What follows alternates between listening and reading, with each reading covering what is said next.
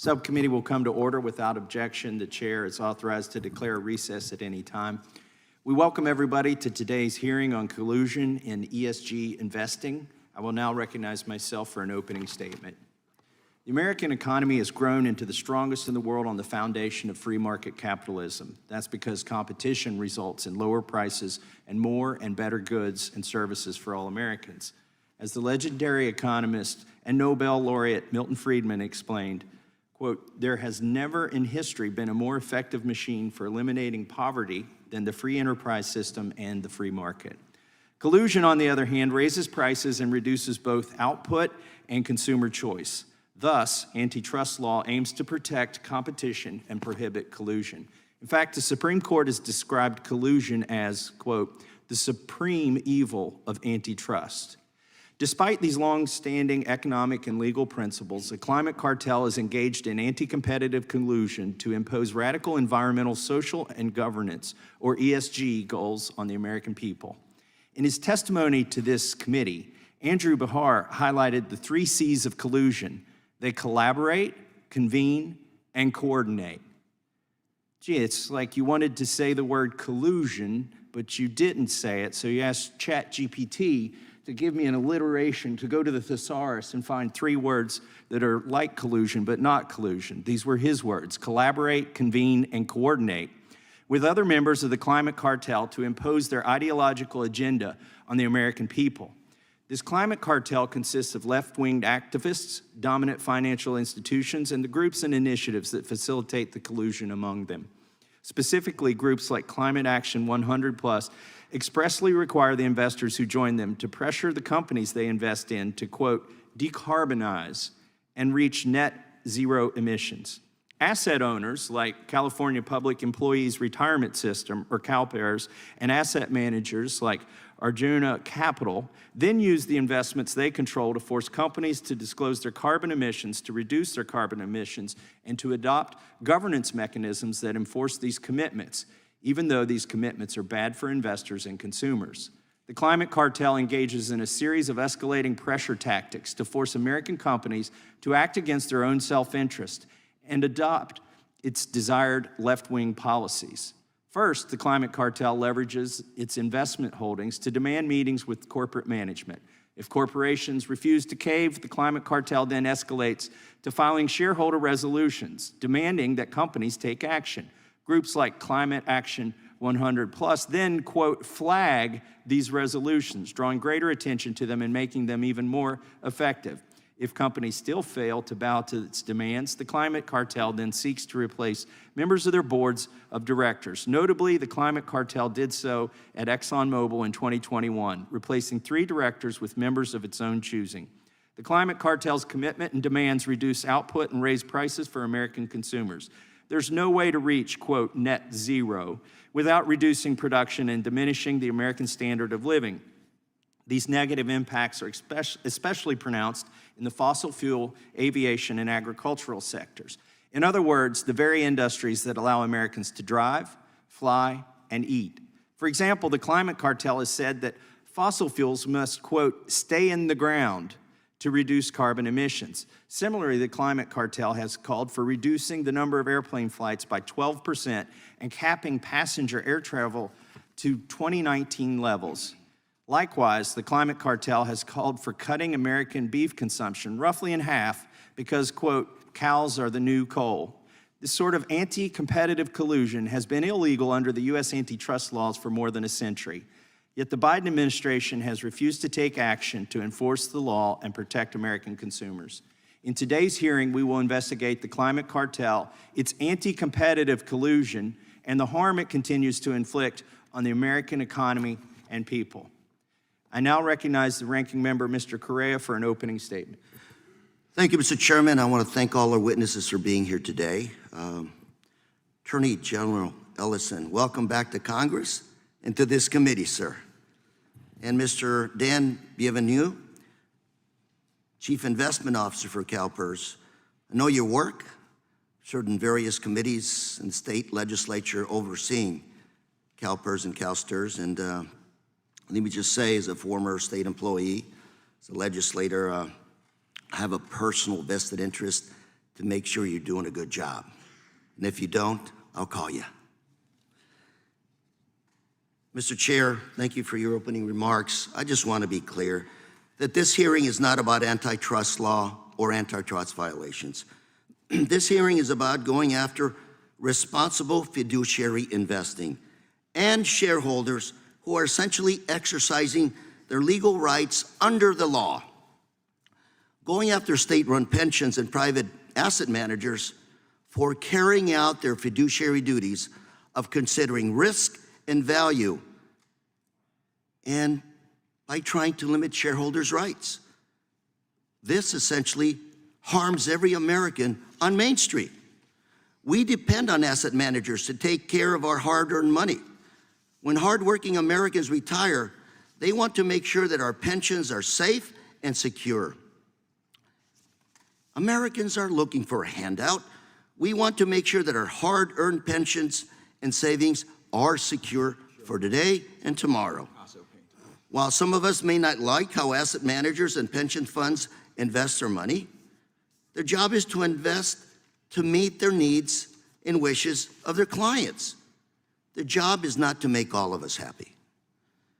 Asset managers are led by two basic principles: maximizing return and responding to clients' wishes. Following these principles, they have generated excellent returns for their clients. Maximizing returns means calculating short-term and long-term risk. And Wall Street is really good at figuring out quarterly profits. But I would say pension managers like CalPERS need to focus on long-term returns and long-term risks and trying to figure which industries and which companies will be successful and alive and profitable in decades to come. CalPERS, you are good at that. And many companies are doing the same thing.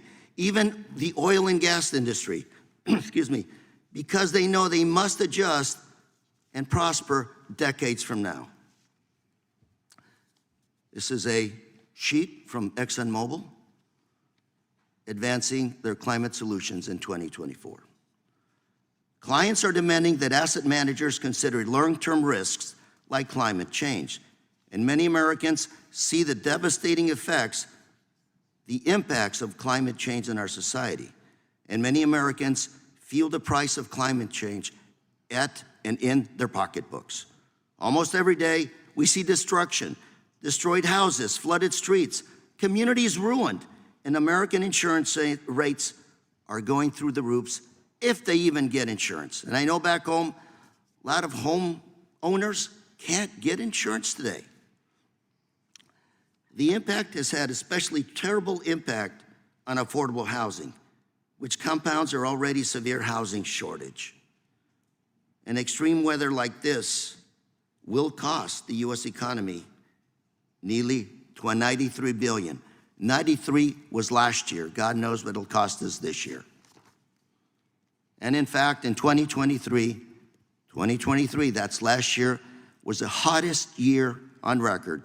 And 2024 is expected to surpass that record. These are the facts, and responsible asset managers have the duty, the legal fiduciary duty, to take these risks into account. And if you don't believe me, look at the numbers. Countless studies support the financial wisdom of using climate risks in general risk asset management. The Government Accounting Office, or GAO, found consensus among institutional investors that a company's long-term financial performance can be substantially affected by sustainability-related issues. And 1,000 plus studies found, among other things, that managing for a low-carbon future improves financial performance. Let me say that boycotts, divestitures of any specific industries just don't work. Instead, they cause chaos and undermine asset managers and asset owners' ability to carry out their fiduciary duty. And this is why CalPERS and other concerned state officials oppose boycotts and divestitures. But let's be clear here today. There is no boycott of the oil and gas industry. The top 3 asset managers, CalPERS and Arjuna as well, collectively have oil and gas holdings in the hundreds of billions. For CalPERS, it's in its top 10 industry holdings. And BlackRock alone has invested $225 billion in the American energy sector on behalf of its clients. Today, we are seeing an attack on shareholders. This is wrong. Remember, shareholders are owners in a company, and they have legal rights as owners to vote and demand information and inspect corporate records. Responsible shareholders hold corporations accountable. And we know what happens when they don't do that. The Enron collapse, just one of many that have cost investors and pensioners dearly. Shareholders have the absolute rights to organize and influence the companies that they own, working together to make sure the company is successful. And this is called capitalism. This is called free enterprise. And we should encourage it. It's pro-competitive, pro-democratic, and pro-free market.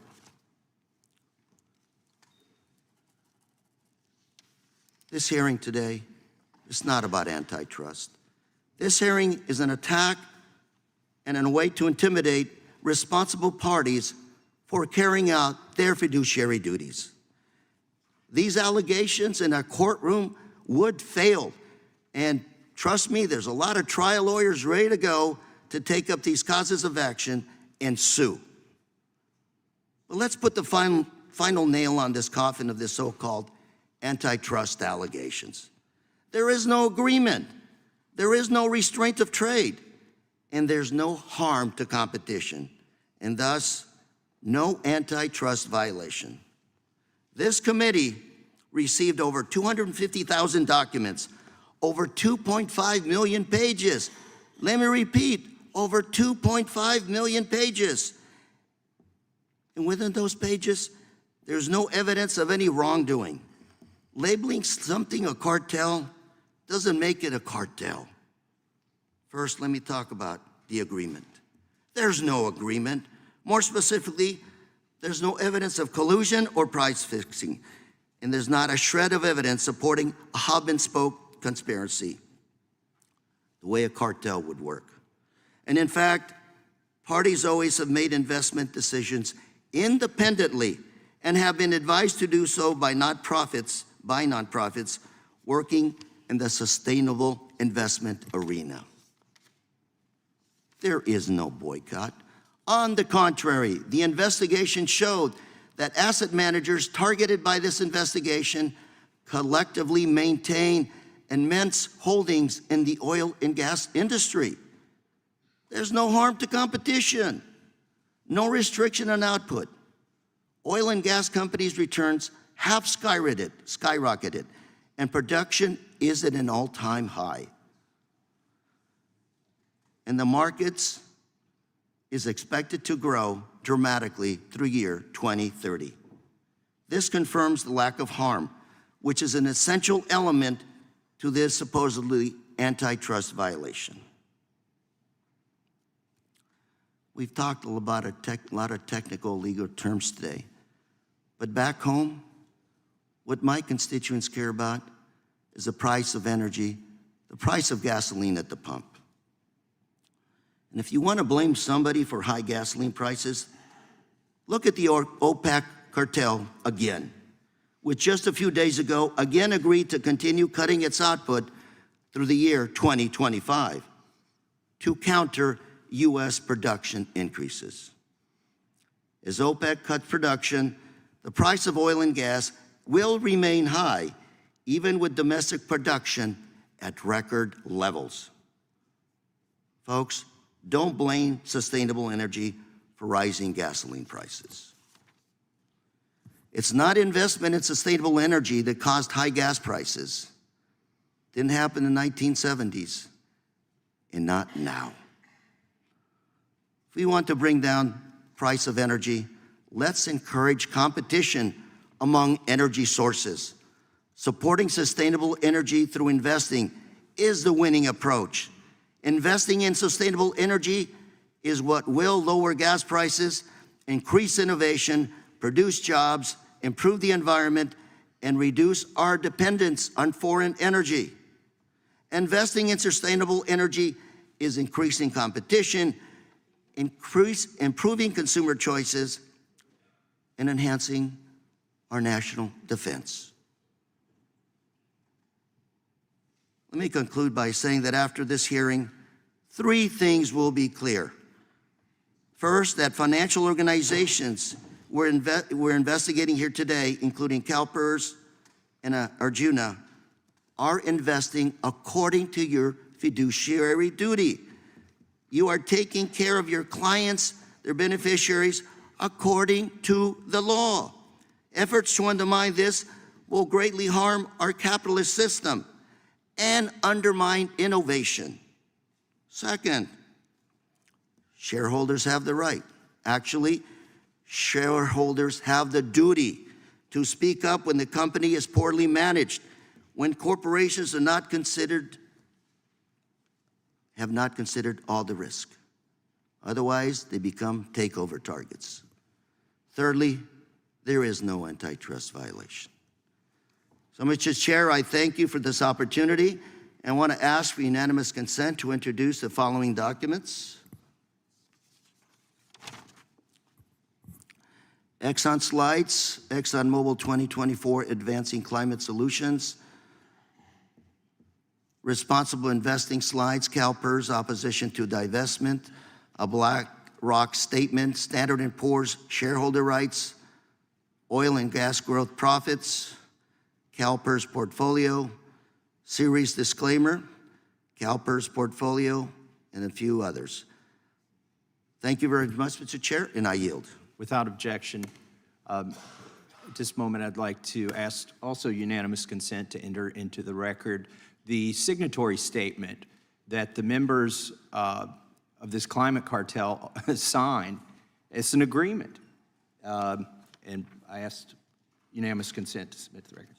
All right, so ordered. And I now recognize the chairman of the full committee, Mr. Jordan, for his opening Thank you, Mr. Chairman. Thank you, witnesses, for being here. It's good to see our former colleague, the Attorney General Ellison. If you conspire to reduce the output of a good, it's called restraint of trade. And when you form a cartel to limit supply, it's restraint of trade. And more importantly, it's illegal. And it's illegal because it drives up the cost to consumers, to Americans, to the people we represent. And it sure looks like that's exactly what these 3 organizations are engaged in. Now, they'll say it's for a good cause. We're going to save the planet. Never mind that the cost of food's going to go up, the cost of fuel's going to go up, there's going to be less airline flights, there's going to be less cars. Never mind all that. We're saving the world. But courts have been clear, very clear. So, quote, social justifications proffered for restraint of trade do not make it any less unlawful. How does this conspiracy work? Ceres, CalPERS, and Arjuna, our witnesses today, formed this group called Climate Action 100. I'm sure the chairman talked about it already. They describe themselves as the global Navy in a war to decarbonize companies. 700 member investors, $68 trillion in assets. Those member investors are required to sign this statement and agree, as Mr. Massey just pointed out, the chairman just pointed out. They push companies that they invest in to disclose and reduce emissions, in some cases reduce the output of their product. And what do we know about these groups? Well, here's what Ceres said. This is a quote from them. Ceres' objective is to, quote, make access to finance dependent on the transition to net zero by fundamentally rewriting the rules of capital formation.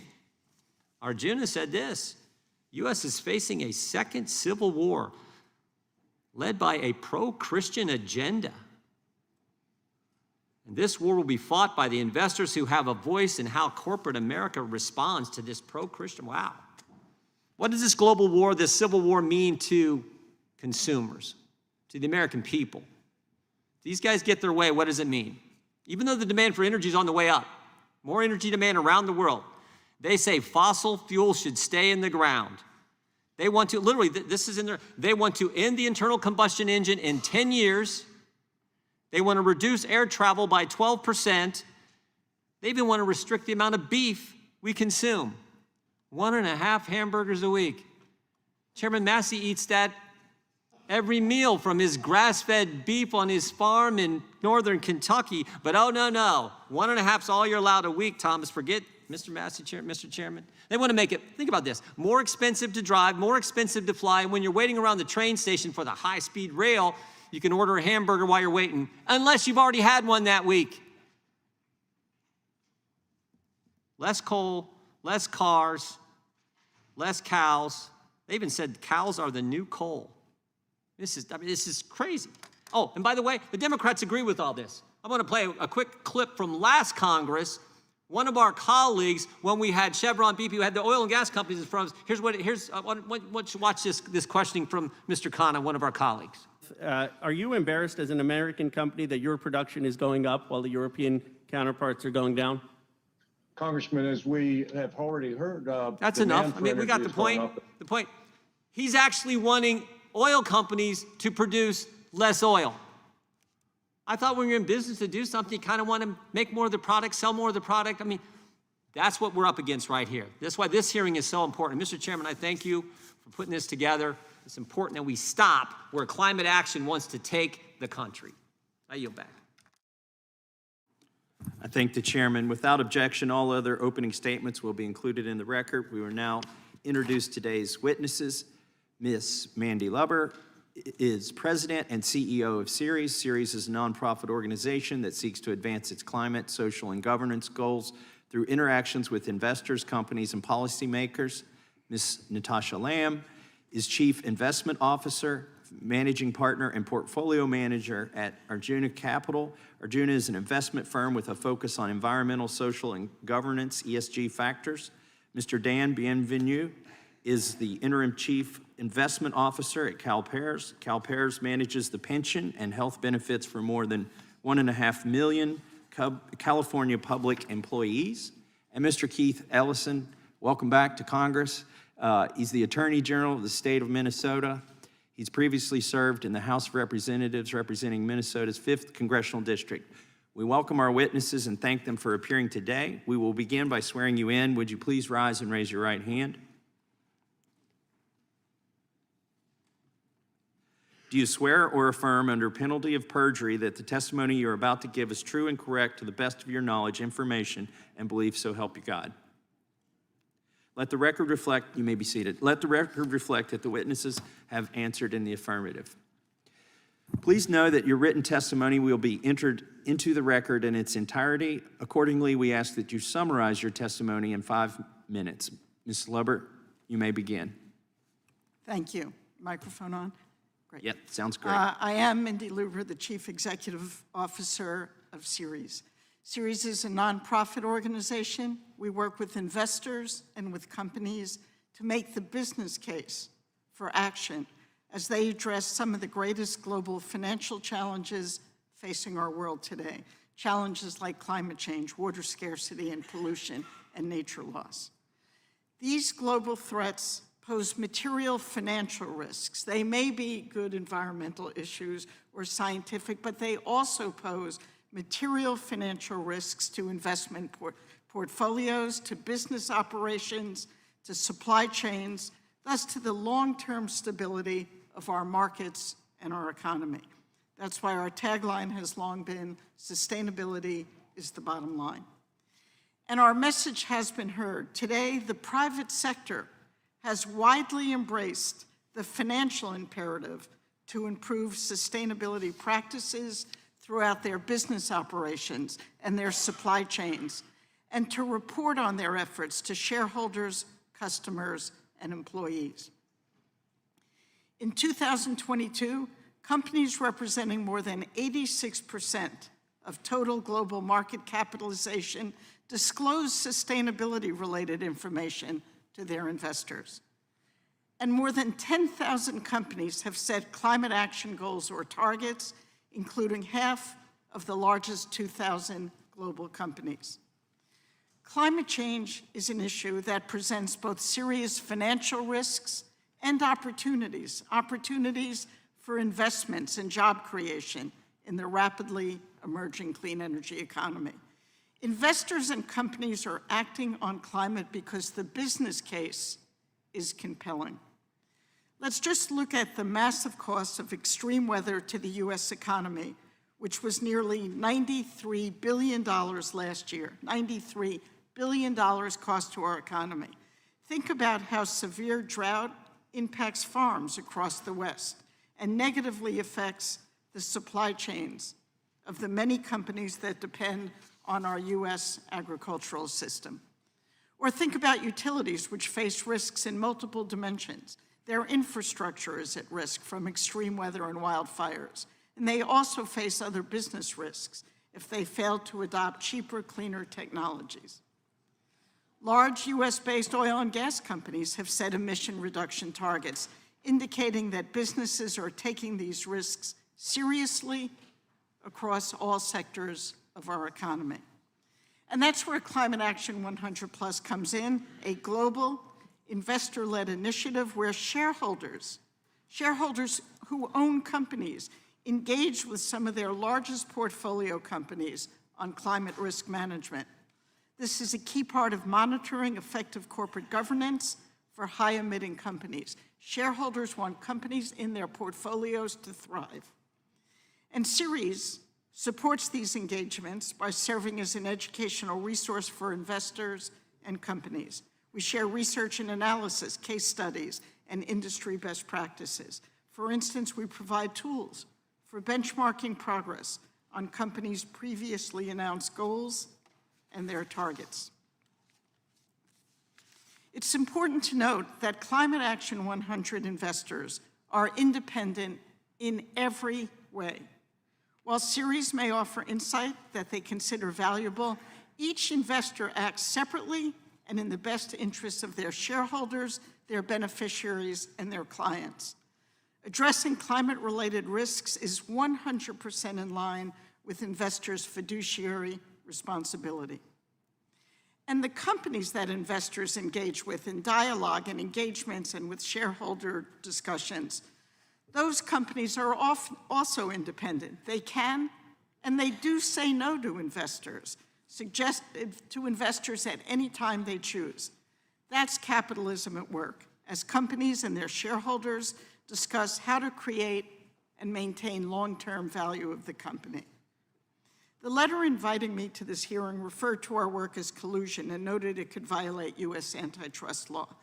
We firmly disagree with this assertion, but at the same time, as asked, we have fully cooperated with the committee's investigation and have produced more than 90,000 pages of documents. We are proud of our work.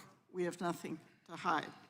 And as far as antitrust, while I'm not an expert on this, I can tell you that what we support is voluntary, private sector-led processes in which investors and businesses work to adapt to a changing world. This is how companies and the American economy remain profitable and competitive. Thank you for the opportunity to present Ceres' perspective. I look forward to answering your questions. Thank you, Ms. Lover. Ms. Lamb, you may begin. Good morning. My name is Natasha Lamb, and I am the Chief Investment Officer at Arjuna Capital. Arjuna is pro-business, pro-competition, pro-democracy, and pro-investor. Arjuna Capital manages $500 million in client assets, and we have 10 employees. We are a boutique firm and a small business that I co-founded 11 years ago.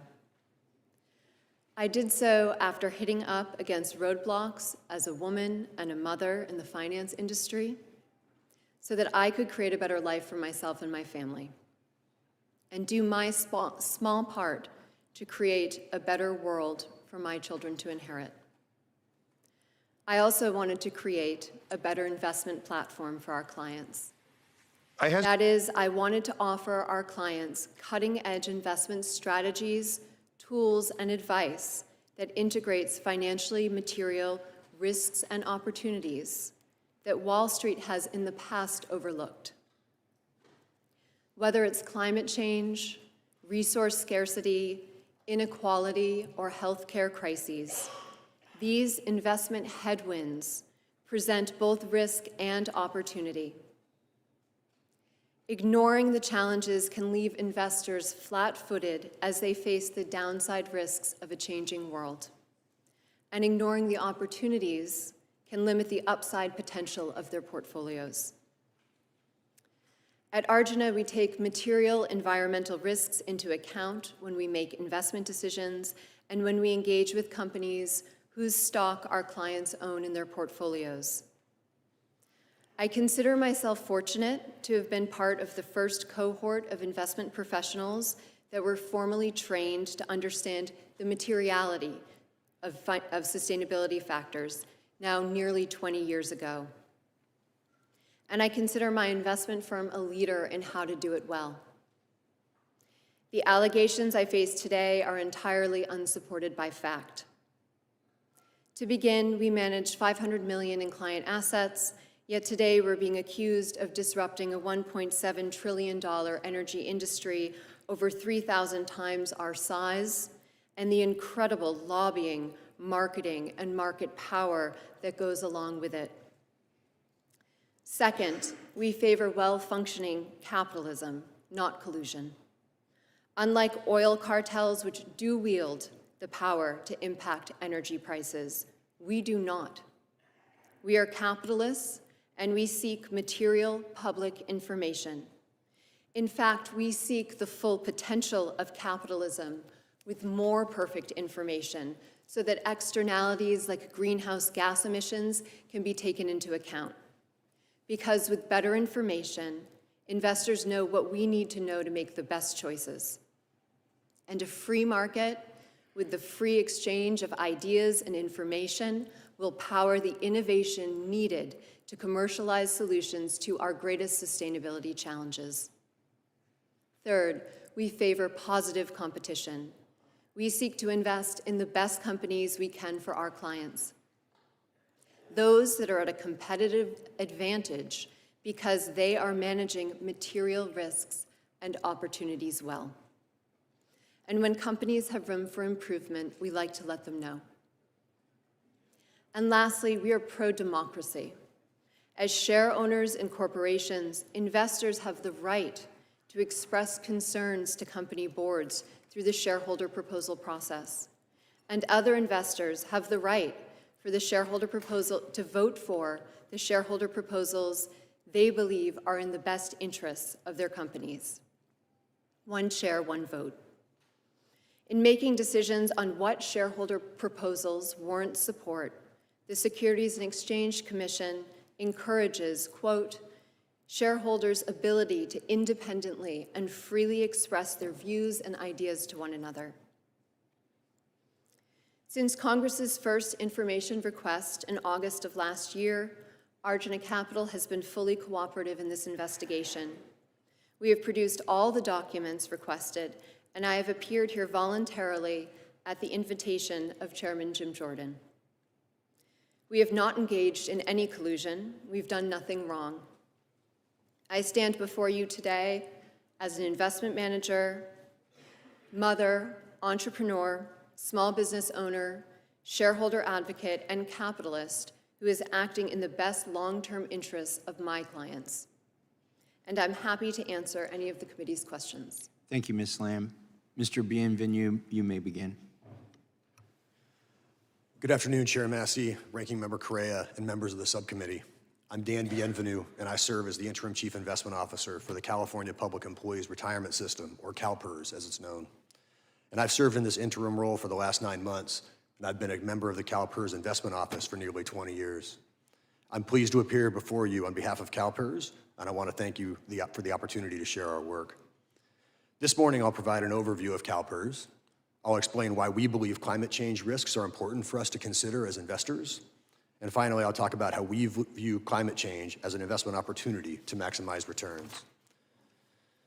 So let me begin by saying that I'm proud of the work that CalPERS does to preserve and grow the assets entrusted to us by California's public servants.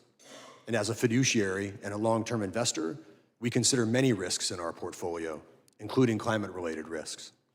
It would be irresponsible for us to ignore factors that can fundamentally impact the long-term viability of our investments.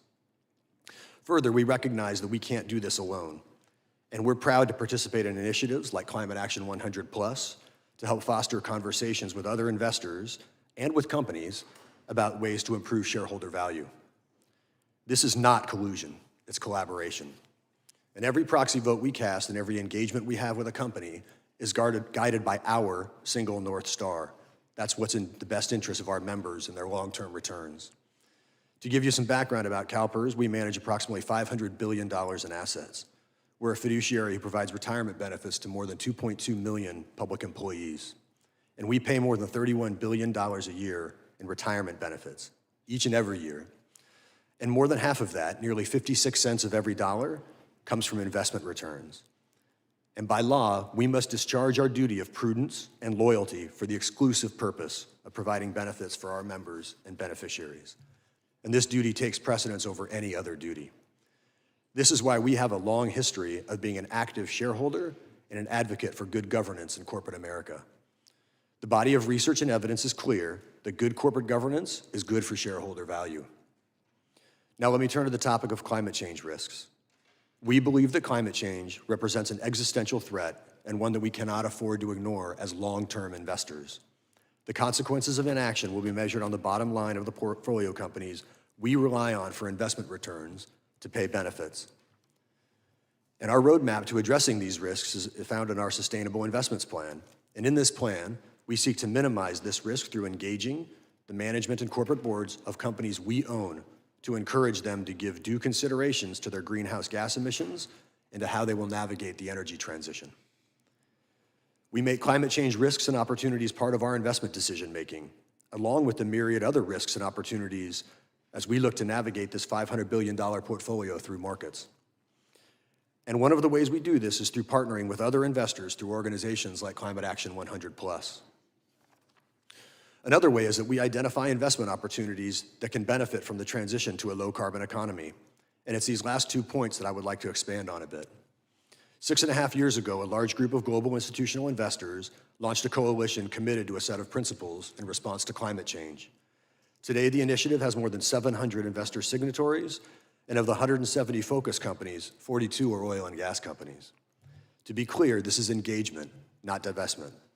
We remain invested because we believe owning these companies provides good value for our members. But we also think that we can use our voices to make them even better investments. And while this work is important, we recognize that our biggest opportunity is to invest in the future.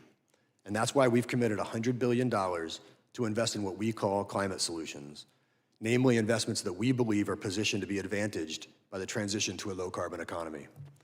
We will invest in companies and strategies with the goal of leaning into underpriced opportunities and leaning away from overpriced risks.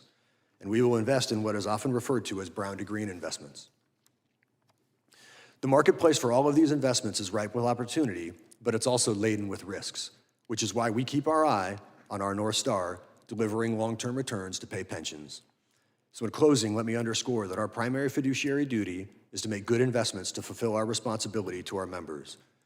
And we believe companies' long-term value creation for our members requires effective identification, monitoring, and management of risks and opportunities, including climate change risk.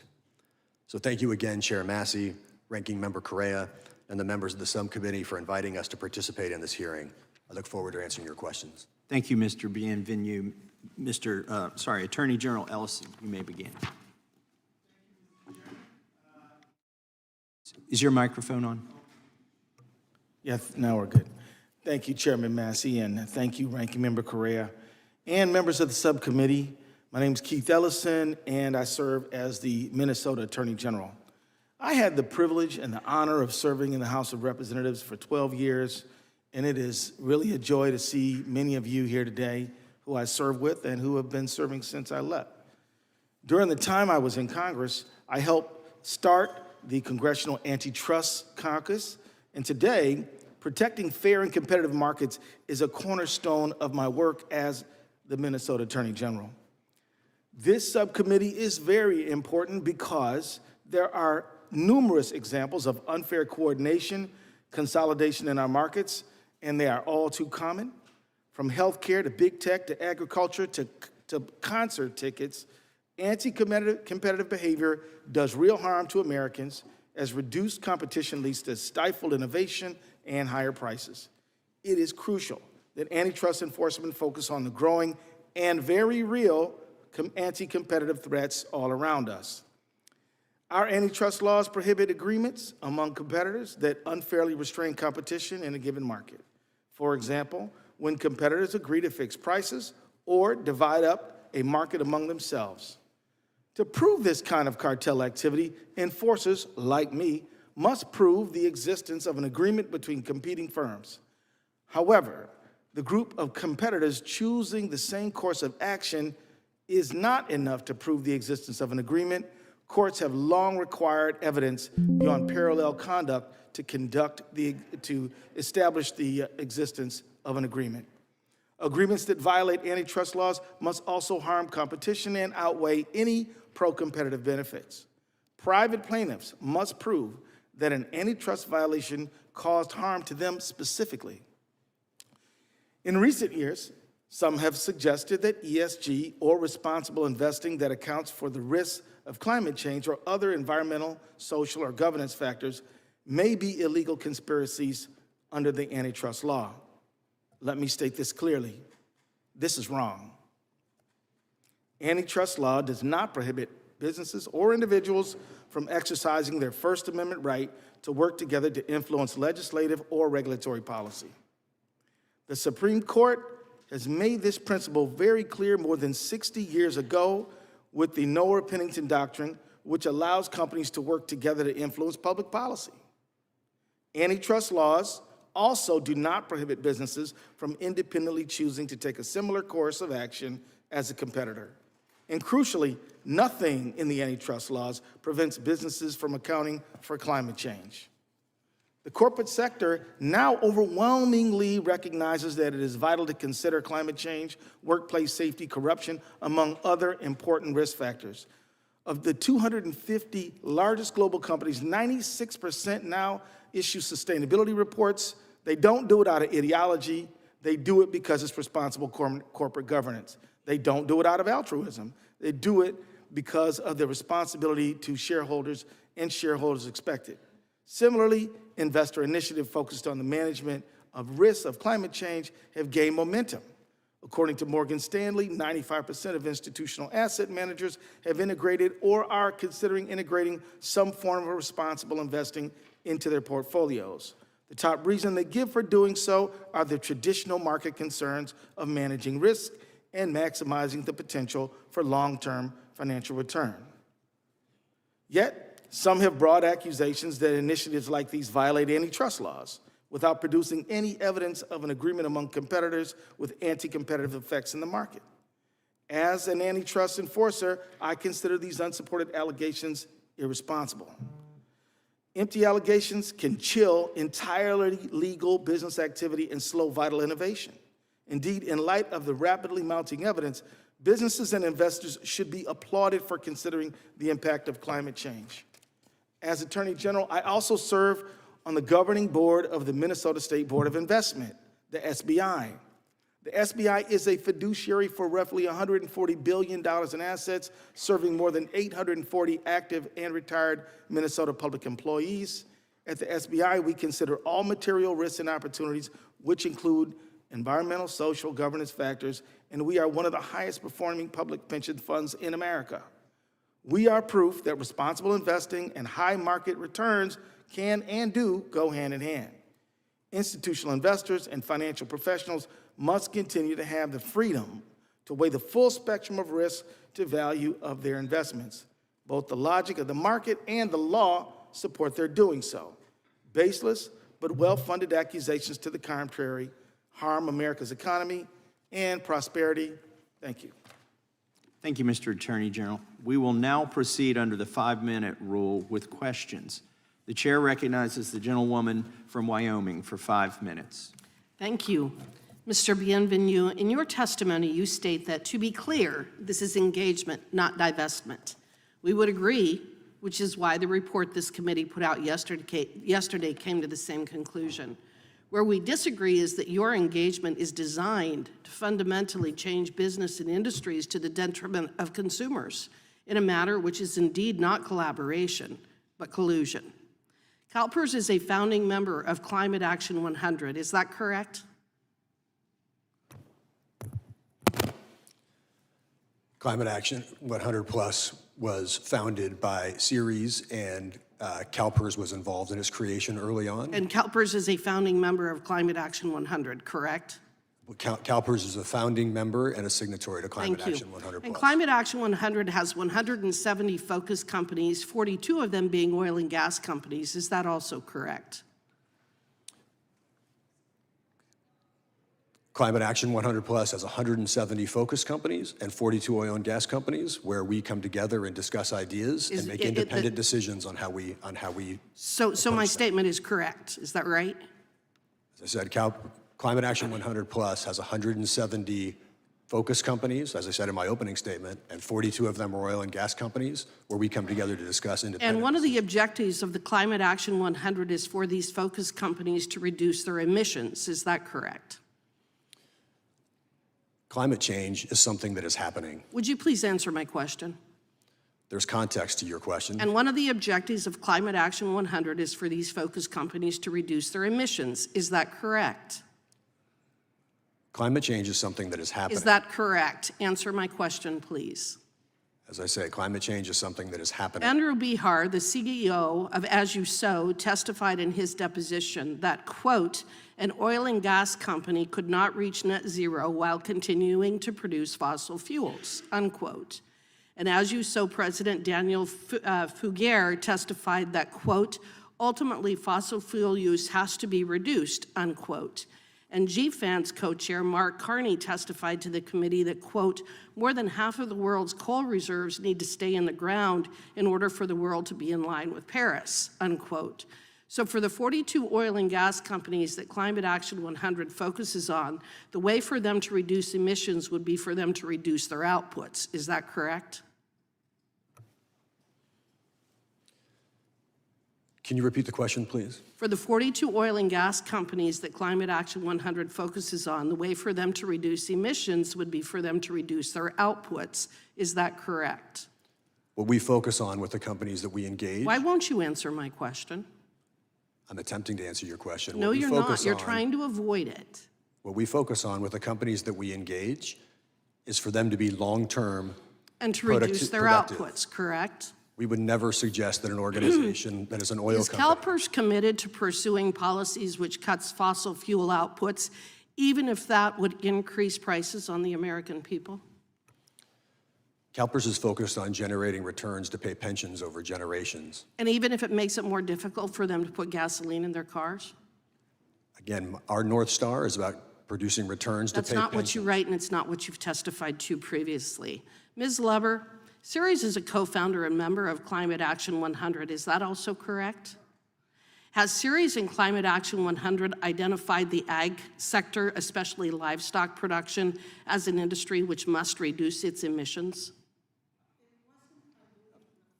Microphone, Would you turn on your please. microphone, please? I believe there are some ag sector companies in that cohort. Okay, and there's no way for the ag sector to reach net zero without reducing beef production, is there? I don't know that that's clear. There are ways to do farming. There are ways to create energy that are less greenhouse gas emitting. I mean, many of the oil and gas companies that you were talking about, it's not about not producing, it's about creating options and transforming their technologies and capturing the oil and gas emissions. You know, it's very interesting to me. My mother is 100 years old. She'll be 101. And the changes that she's seen in the last 100 years are absolutely mind-blowing in terms of the technological advances, the increase in life expectancy, the decrease in infant mortality rate, our overall prosperity, what we have created in this country. And there's one reason why we have seen the prosperity in the last 100 years that has never been rivaled in world history, and it's because of the commercial production of affordable energy. Every single one of you and your organizations want to destroy that. You are evil, and what you are attempting to do and the violations of law that you are engaged in is absolutely stunning. And I think it's telling that you won't answer my questions. With that, I yield back. Gentleman yields back. The chair now recognizes the gentleman from California for 5 minutes. Thank you, Mr. Chairman. First of all, let me ask unanimous consent to enter into the record this article stating that Biden is releasing more oil into the economy to lower gas prices for American consumers. Without objection.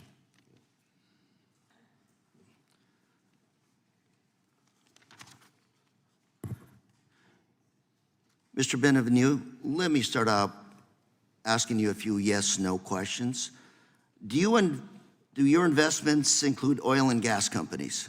Yes, Is that one of your top areas, sectors of investment? it is. Do you include these investments because they make sense and are consistent with your fiduciary duty to make sure I can retire of what you're managing? Yes, that's correct. Do you oppose restrictions on your investments or forced divestitures of any specific industries? No, we do not. Do you invest in a good cause? I said I'm very proud of the work that I do. Yes, I invest in a very good cause. Do you And it's invest about to take generating care of returns. pensions? I invest to take care of pensions and generate returns to pay pensions. Thank you. Mr. AG, let me talk to you a little bit about antitrust. You're the chief law enforcement officer in your state, is that correct? That's right, And you enforce antitrust law. vigorously. On this board, this one right here, we have the elements of a violation of a Section 1 Sherman Antitrust Act. First, an agreement between competitors. Number 2, restraint of trade or interference with markets. Number 3, harm to competition. Mr. AG, do you agree that these are the elements of a Section 1 antitrust violation? Yes, I do.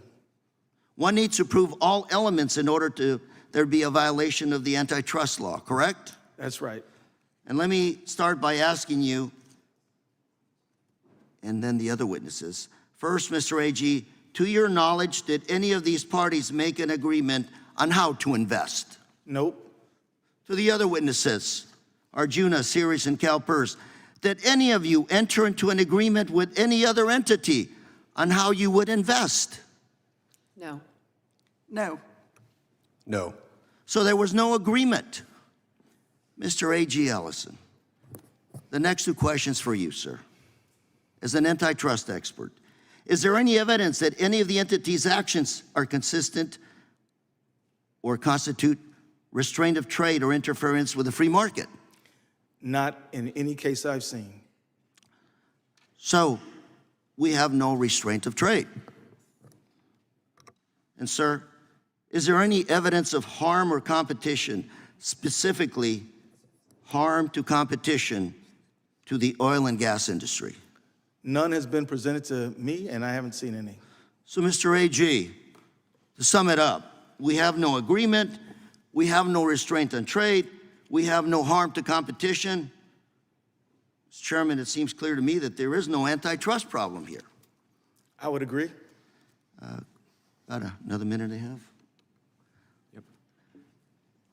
Questions for Ceres and CalPERS. Do you tell voluntary members of any of these organizations that you co-chair how to invest?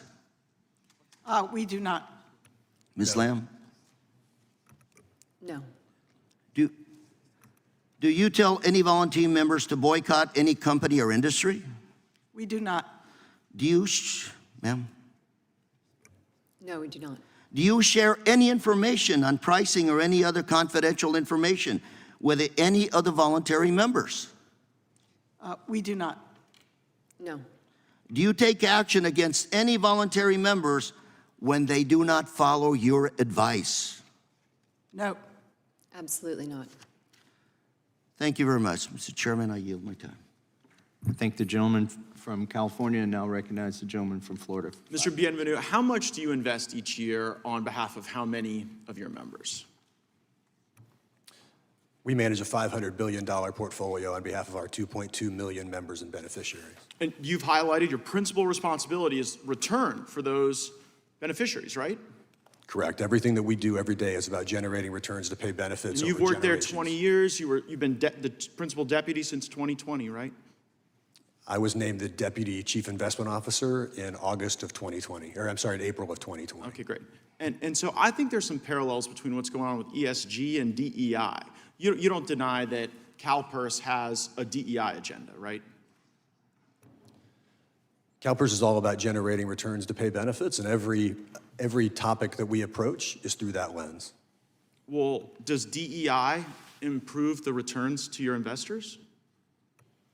I think part of good governance of a company is having diverse perspectives brought to bear as they manage that company, and I feel strongly about that for the investment team that I lead also. We want diverse Terrific. perspectives. And what is the evidence that you rely on for the belief that the DEI agenda will produce better returns? Is there any study, report, analysis?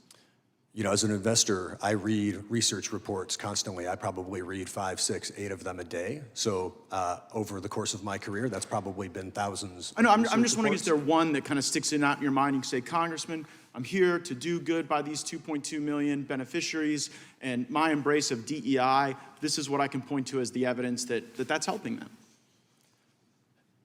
Every data-based study can tell lots of different things, and every data works that way. That's the way investing works. And remember that when we're focused on investing, we're focused on how we Mr. Bambu, look at you can either cite a study or you can't. You can't, right? in the thousands of studies that I Just have name one. gone Okay, through, well, here's can't what I cite some. found a study that actually CalPERS did. You guys did this study. It's entitled Emerging Diverse Manager Data Report. And I'm citing from let's see. I'm citing from the 6th page of report where it says, since inception, current diverse managers generally underperformed non-diverse managers in the asset class in the policy benchmark. Are you familiar with this report?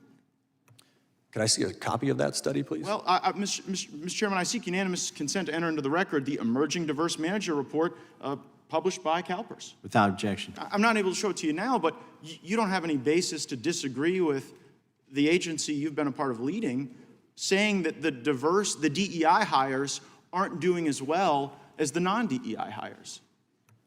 As I say, when we think about diversity, we think about diverse perspectives being brought to bear on investment decisions. Right, but okay, so those are two different things, Mr. Bienvenu, because on one hand, there's provide returns for my investors, and what your own data says is that your DEI hires underperform there. And then on the other hand, you say, well, all these diverse perspectives are really important. But I worry about the market manipulation and the bullying, because as I review what CalPERS has put out under its own investment guidelines, you brag about the fact that you voted against 768 directors at the companies you invest in most recently, and then in the prior year, you'd only voted against 133 directors. So is CalPERS voting against people as directors for companies based on their skin color? We take up every vote independently based on the merits of the vote itself. Right, but do you ever consider like someone's skin color? Because it's pretty immutable. People don't choose to be white or black or Asian. They just are. We choose based on what will make the best oversight. You're under for oath that here, company. Mr. Bienvenu. Can you deny under oath that CalPERS is voting against directors based on the color of their skin? I can tell you we make every vote based on what will make that the best board for oversight of that company. Right, but the best board is actually not doing so well. So, Mr. Chairman, let's look at the scorecard. In the state of Florida, where we aren't pushing ESG and DEI, the Florida retirement system is netting a 7.5% notch for the fiscal year. May I enter that into the record? Without objection. And CalPERS reports only 5.8% for 2022 to 2023. Can I enter that into the record as well? Without objection. So you're not performing as well. Your own data says that your DEI hires aren't performing as well. And you were there for 20 years, and you applied twice for the chief investment position, and you were passed over for that position twice, and you said you weren't going to apply for it the third time because you'd been passed over twice, and I guess they've hired an immigrant to do that job instead. Do you think that maybe you were passed over for some of these DEI reasons? CalPERS hiring decisions is their own hiring decisions, and I'm not really a part of that, candidate. Clearly you aren't, and I think we all know why. I yield back. What purpose does the gentlelady from Wyoming seek recognition? I just ask for unanimous consent to submit 2 articles into the record. The moral high ground, the left's so-called morally superior policies kill millions and impoverish billions, and a Hawaii 5-0 power outages in paradise, how Hawaii's mandated energy transition set the table for rolling blackouts. Without objection, the chair now recognizes the ranking member of the full committee, Mr. Nadler, for 5 minutes. I thank the chair. Mr. Chairman, everything the American people need to know about today's hearing took place at a July 2022 meeting of the American Legislative Exchange Council, or ALEC, the corporate group that arranges meetings between Republican state legislators and lobbyists to push extreme right-wing policies in all 50 states. It has been reported that this meeting featured a presentation from the Texas Public Policy Foundation, or TTPF, a climate-denying activist group that has received funding from fossil fuel companies and the Koch brothers network. The TPPF representative told the conference that his group was working with a committee of the Texas State Legislature to subpoena a, quote, truckload of documents from financial institutions involved in sustainable investment initiatives. Their goal was to find evidence that the companies had violated the antitrust laws. The Republican majority in this committee answered the call and followed the exact same playbook in its own investigation of sustainable investment. 1, accuse businesses of antitrust violations. 2, subpoena them for as many documents as possible. And 3, desperately search for facts to support a predetermined conclusion. The majority has spent 18 months bullying more than a dozen parties over their investment practices. These include financial institutions, both large and small, nonprofits, and the public pension fund. They've received more than 2.5 million pages of documents and grilled witnesses for over 20 hours. And what has been the result? Not only does all this evidence fail to show an antitrust violation, it shows just how absurd the majority's theories are. Here are the facts. First, participants in sustainable investment initiatives are independent. They do not coordinate their activities. Second, these sustainable investment initiatives do not involve price fixing, boycotts, or divestment at all. Third, these initiatives are good for competition. Unlike the Republicans, businesses and investors recognize that climate change is real and they need to plan for it. Sustainable investing is good for companies. Given these facts, no serious antitrust enforcer would bring a case against these investment initiatives. But that's not what this investigation is really about. It's really about a shadow campaign by the far right and their allies in the oil and gas industry to inject their crusade against sensible climate policy into corporate boardrooms. Multiple independent studies have shown that politically motivated restrictions on investment raise borrowing costs for local governments and saddle taxpayers with unnecessary fees.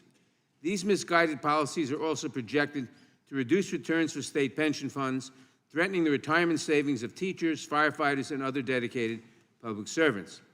The majority would undoubtedly impose these same policies on the whole nation if they ever got the chance, passing on the cost to the American people. For now, they are content to abuse the committee's oversight powers on a shameful partisan fishing expedition, knowing that the investigation will scare businesses and investors away from these lawful and pro-competitive initiatives. For the sake of our economy and our climate, we should all hope that they do not succeed. I thank our witnesses for appearing at today's hearing, and I regret that they have had their reputations dragged through the mud by the majority's entirely unfounded accusations. Attorney General Ellison, I also want to welcome you back to the Judiciary Committee, and I want to ask you, in your view, can dark money groups making baseless antitrust allegations have a chilling effect on legitimate business and investment activity? Absolutely, Mr. Chairman. In fact, I think that is the effect of this proceeding today, to intimidate companies that are trying to improve returns, reduce risk from doing so in favor of a specific industry that clearly has come together to try to weaponize Congress in order to help lock America into their product and to try to stifle innovation in new other forms of energy that are more amenable to sustainability. Thank you. This coordinated dark money campaign against responsible investment has seen great success in convincing state legislatures to pass laws injecting politics into investment decisions. In the 2023 legislative season alone, at least 14 states approved new limits on responsible investment. Mr. Ellison, What effect would state policies blacklisting firms from state businesses over their climate commitments have on the citizens of your state? Well, if I understand your question, Mr. Chairman, I can tell you that at the SBI, we're trying to have more options, more choice, more ways to make good decisions for the beneficiaries of our pension fund. And any kind of promotion of ideas that would restrict us from considering what's in the best interest of the people who benefit from our public pension fund would be adverse to the best interest of the people in our state. Thank you, Mr. Chairman. I have two UC requests. The majority here seems to be concerned about a cartel. The Biden FTC actually found evidence of a cartel, but in oil and gas. I ask unanimous consent to enter into the record a joint letter from Democratic members of this subcommittee urging the DOJ to investigate oil and gas collusion after the FTC found evidence of their price-fixing schemes. If the Republicans are so concerned about collusion here, which we have shown is not apparent, why aren't they sending letters about the supposed collusion to our antitrust enforcers or state AGs? Without And, objection. Mr. Chairman, I ask unanimous consent to enter into the record a McKinsey Diversity Matters report, which says that companies committed to diversity show, quote, a 39% increased likelihood of outperformance for those in the top quartile of ethnic representation versus the bottom quartile. The penalties for low diversity on executive teams are also intensifying. Companies with representation of women exceeding 30% and thus in the top quartile are significantly more likely to financially outperform those with 30% or fewer, unquote. I ask unanimous consent. Without objection. I thank you. I yield back. The chair now recognizes the gentleman from North Carolina for 5 minutes. Thank you, Mr. Chairman. Mr. Ellison, you've opined that you see no antitrust violation here. Have your fellow state attorneys general, some of them expressed the opposite opinion? Some of them have. Thanks, sir. You said that you drew this distinction between there being an agreement in restraint of trade or concert of action without an agreement. Let me ask this of another witness, one of the participants in the Climate Action 100 Plus. There's something I understand called a signatory handbook. Is that right, Mr. Bienvenu? I'm not sure about a signatory handbook, but there are signatories. There are signatories. You're aware there's signatories. Ms. Luber, right? There's signatories as a signatory handbook, isn't there? There is a Microphone, please. Turn your microphone on, please, ma'am. Sorry. And so, look, in my long experience practicing law before I entered the public sector, signing something generally signified something. What do you understand signing to mean, Mr. Bienvenu? As I understand it, one of the critical things at signing, it says that every decision that has been made and will be made is independently made. It is made in the best interests of those investors, whether that's investment decisions, proxy voting decisions, engagement decisions. Signing, let me put it more simply, does signing indicate agreement? No, it indicates that every investor will look at the financial implications of climate risk. So they're signing to say they're not agreeing to anything, they're just, they're agreeing not to agree? No, is that what the signature's they about? are agreeing to address and look at the financial risks and implication of climate change, whether it's the $93 billion cost to our global economy, to our U.S. economy last year, to look at it. Ms. Luber, do you understand that agreements to restrain trade are unlawful? Absolutely. Yeah. Including an agreement to exert combined economic power to suppress output or increase prices. That's a cartel, right? And that is absolutely not what Climate Action 100. So your signers, your signatories are not agreeing to do that, right? They are not agreeing. They are agreeing to look at climate risk. And each of them says, and the disclaimers in every piece of the material. Do you seek output reductions of fossil fuels? You do not. No, the first discussions that have taken place, number one, are disclosure of information. Our market does better when they understand that the insurance industry is pulling out many of our most important states. Yes, ma'am. No, if we could just answer my questions for a minute. I understand the Climate Action 100 Plus was designed to harness the collective influence of those signers. Is that right? To consider climate risk. Not to, each investor has said. Just to consider it, not to pressure anybody? That's right. Each investor votes their own shares, has their own conversations. and needs to. I'm sure CalPERS has 100 staff that are advising their investment office. They are looking at independently, and they are not looking at what somebody else does. According to the Climate Action 100 Plus work plan, what I read is that Climate Action 100 Plus was, quote, designed to harness the collective influence of its investor members in order to spur companies on the Climate Action 100 focus list of 170 disfavored companies to accelerate their emissions reductions. Is that right? If there's a financial risk to those emissions reductions, that's right.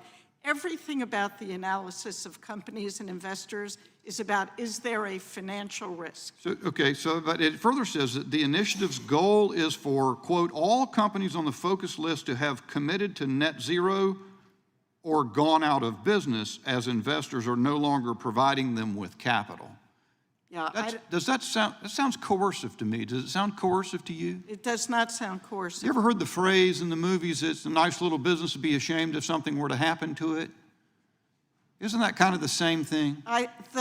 In fact, it is the opposite. The requests of the investors of companies is more disclosure, is adequate, appropriate information for consumers, for people investing. How many companies have left the Climate Action 100 Plus in the past 6 months? I'm sorry, how many How many companies have left?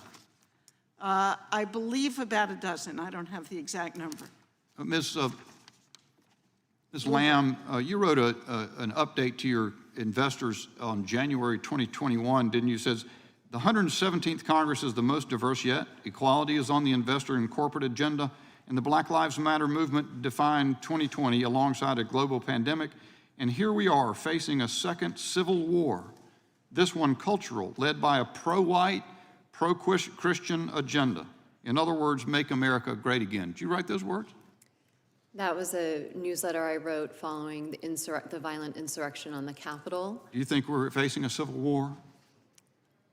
The context of that writing was around culture. Do you think we're facing a civil war, ma'am? Will you answer that question? From my perspective, we are pro-equality, pro-diversity, pro-religious freedom. So you won't answer my question whether you think we're facing. Sorry, what I was describing in that piece, I'll ask you one more time, ma'am. reacting to the current events, was around culture. Do you think we're facing a civil war? I don't think we're facing a civil war. Thank you, ma'am. I yield back. Gentleman's time has expired. I now recognize the gentlelady from Pennsylvania, Ms. Scanlon. Thank you, Mr. Chairman. We know that many industries across our economy are dominated by a few big players, and as we've seen in recent years, some of these dominant firms have used their size to raise prices and reap record returns, whether in the oil and gas industry, groceries, medical care owned by private equity firms. And I've been encouraged by the enduring bipartisan support on this committee to pursue antitrust reforms to address those anti-competitive influences. But instead of focusing on those reforms to promote competition, we have a hearing here where, once again, Republicans are wasting the committee's time and taxpayer dollars on their culture war against climate change and targeting responsible investing. Let's be clear about what's going on here. As we've heard, there is no illegal collusion by these investors. It's just a made-up controversy so our colleagues across the aisle can complain about climate change. We know that House Republicans are for free markets until you invest in something they don't like. They support personal freedoms until you do something they don't like. They support free speech until you say something they don't like. And they support law and order until you arrest or convict someone that they do like.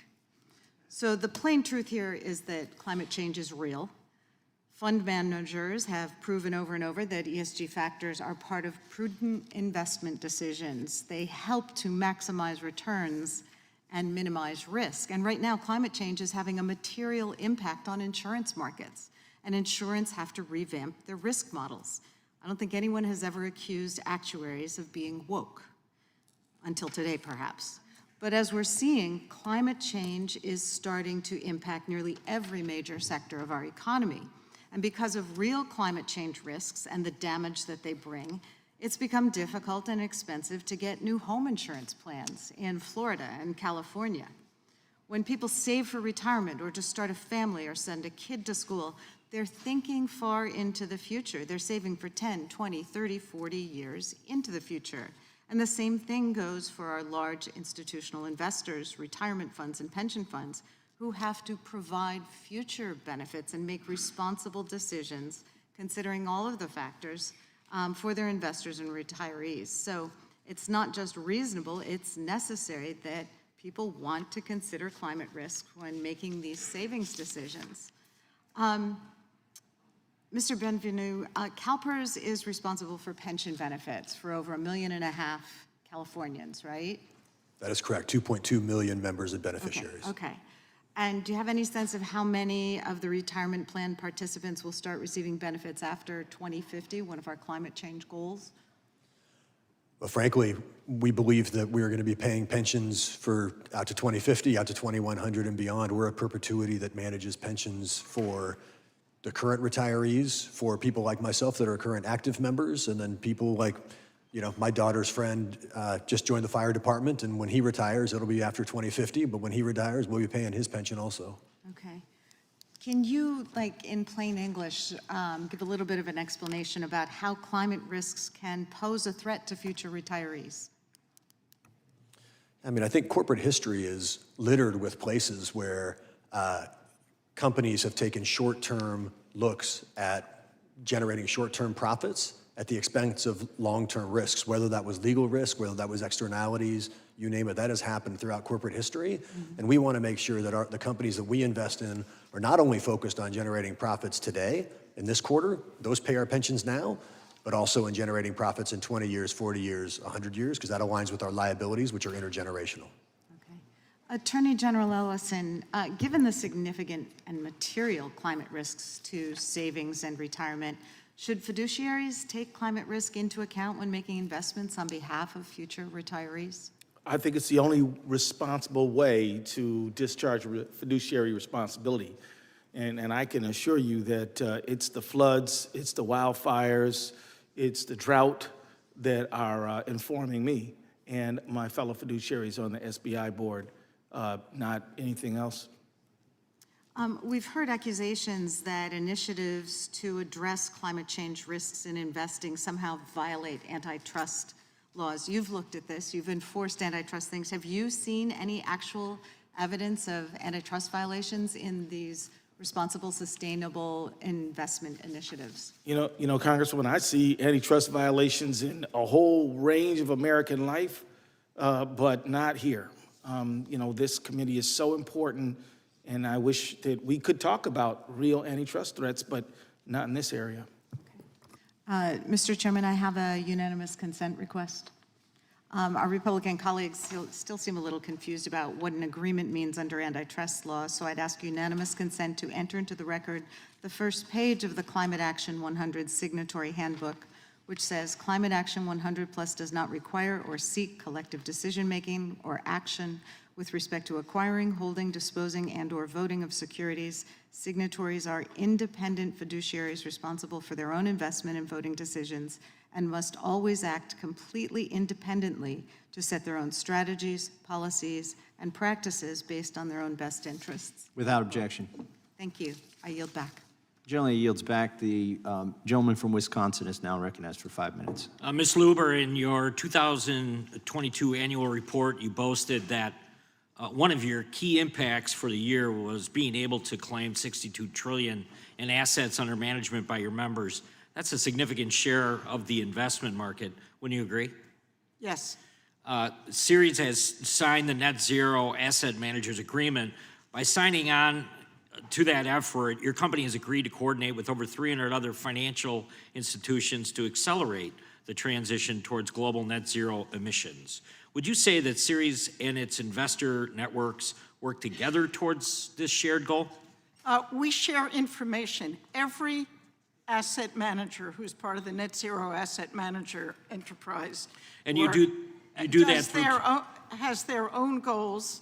They're all different, and they all do it independently. But you do that through communication with institutional investors, proxy advisor firms, other shareholders, correct? We share information. So in other words, you collaborate with members of your investor network, correct?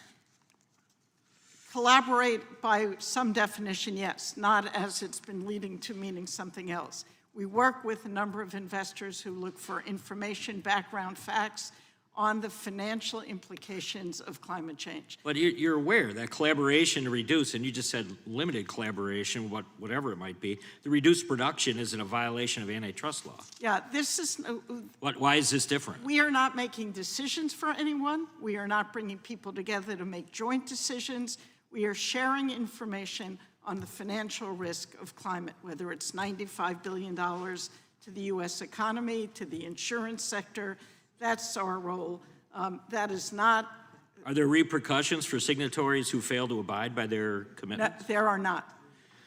So according to this committee's interim staff report, if a company like BlackRock were not living up to its commitments, asset owners could decide to move their money elsewhere to be managed, which could mean billions of dollars in lost revenue to BlackRock. Well, the only thing I've seen along those lines is the state of Texas pulling billions of dollars out of BlackRock, who's managing their funds, which is having a negative impact on the taxpayers of Texas. We have not caused. So what you're saying is, has Ceres or any of its affiliates taken any retaliatory action Absolutely against not. a signatory for failure to abide by the commitment? Emphatically no.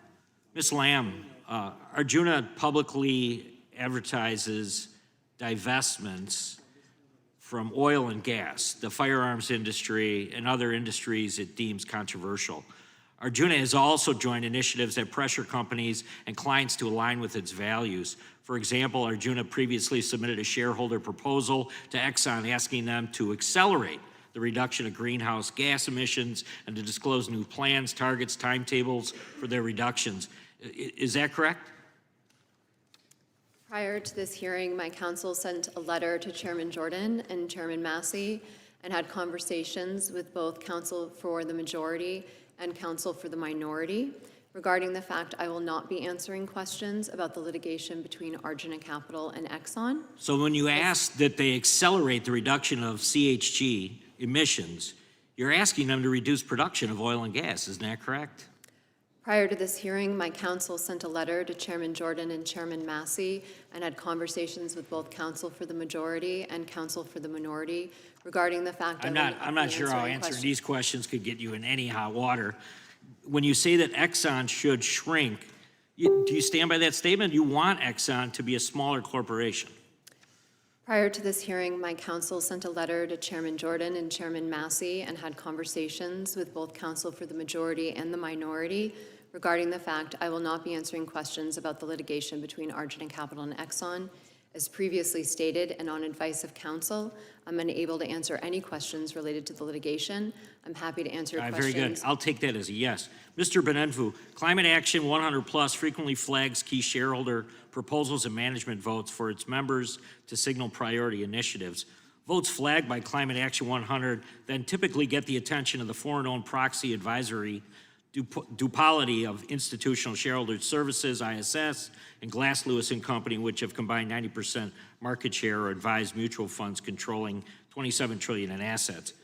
In 2021, a foreign entity completed a 81% majority stake acquisition of ISS. Since that acquisition, ISS has persistently used its substantial market power to push American companies to reduce their greenhouse gas emissions in line with net zero goals of the Paris Agreement. Let me just ask, does CalPERS consider whether recommendations from foreign-owned proxy advisors are in the best interest, not only of shareholders, but the U.S. national security? CalPERS considers a myriad of topics when we think about how to vote our proxies. We take that very seriously. That's a very important part of what we do every day. And we have a mosaic where we consider many, many different sources of information and then put it all together in a mosaic and make a decision on what's in the best interest of our beneficiaries and our pension. And it is only that North Star about what's in the best interest of investment returns. Thank you. Now you back.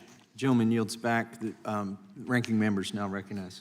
Thank you, Mr. Chairman. I want to ask for unanimous consent to enter into the record a New York Times article published August 10, 2023, titled, "How Climate Change Turned Lush Hawaii into a Tinderbox." Mr. Chairman, I ask unanimous consent to enter into the record an NBC News article published August 10, 2023, titled Drought and Wind, How Maui's Wildfires Turned into Tragedy. Without objection. And finally, Mr. Chairman, I ask consent to enter the record a KUT.org article published December 23 titled Energy Officials Warn of Winter Blackout Risks in Texas and Beyond. Without objection. Thank you. Gentleman from California is now recognized for 5 minutes. Trying to understand why we are here. Ms. Lubber, do you make money for the people who work with you? Now it's on. Do I make money from people? Do you make money for the people who work with you? Are you helping them make money? A return on their investment? Indirectly. We certainly do an analysis of financial risks of climate change. Ms. Lamb, do you help the people that are your clients make money? Absolutely. Mr. Bienvenu, do you help the people who are in your pension fund make money? Absolutely. Over 20 and 30 years, our returns are in the 6 and 7+% range, in line with our assumed rate of return. And Mr. Bienvenu, are you fireable? Meaning if you don't make money, can the people you work for get rid of you? Absolutely. Ms. Lamb, are you fireable if you don't make money? Absolutely. And Ms. Lubber, if you're not providing advice that helps people make money, can they get rid of you? Absolutely. I don't understand why we're here, because you all, for the longest time, as long as I've been alive, and I'm the son of 2 Republicans, so I've heard this in my household a lot, you're the party of free markets. You believe that Democrats regulate too much, but you've hauled these 3 here to tell them you don't like how they're investing in the free market. You don't like how women make decisions about their bodies, and so you're banning abortions. You don't like how families make decisions to get pregnant, so you're banning IVF. And now you don't like when businesses invest in climate projects. And by the way, it's a little bit ironic because you have done nothing, as long as I've been in Congress, to mitigate against climate chaos. You've contributed by doing nothing to make the risks higher. These folks go out and, in their own investments, mitigate against the risk, make money for the people who work for them, and now you're saying they shouldn't do that. I want to talk a little bit about CalPERS because as I was reading Mr. Bienvenu, in the 2022-2023 year, CalPERS returned 6.1%. Is that about right?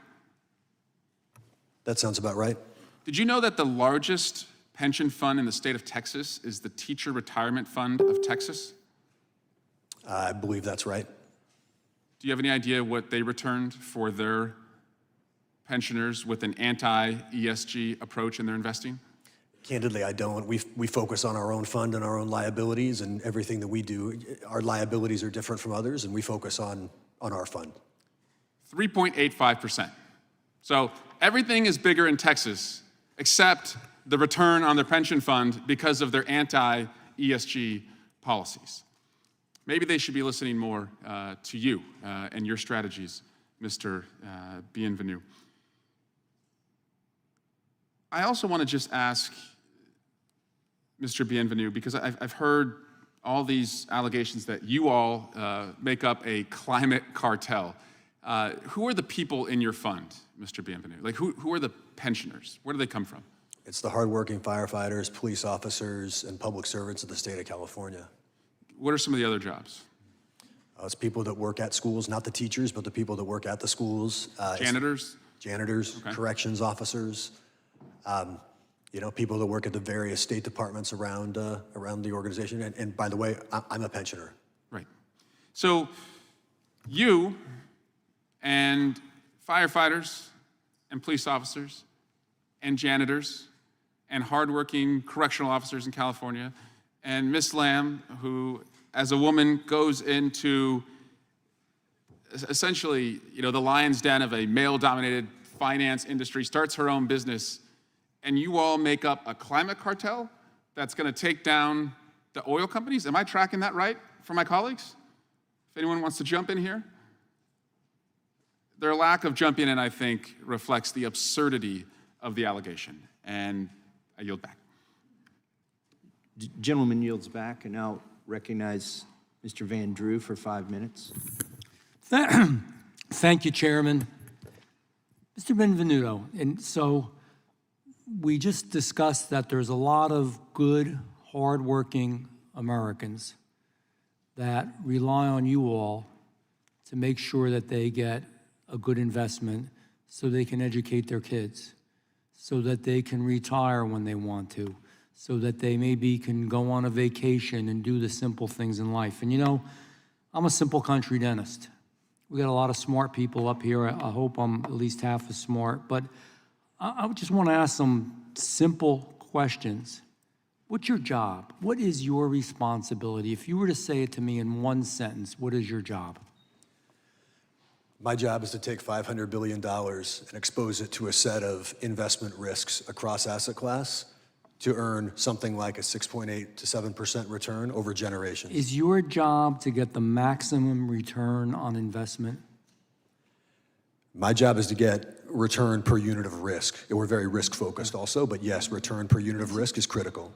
So let me, yes, to safely, let me put it in plain English, to safely get the maximum return on investment.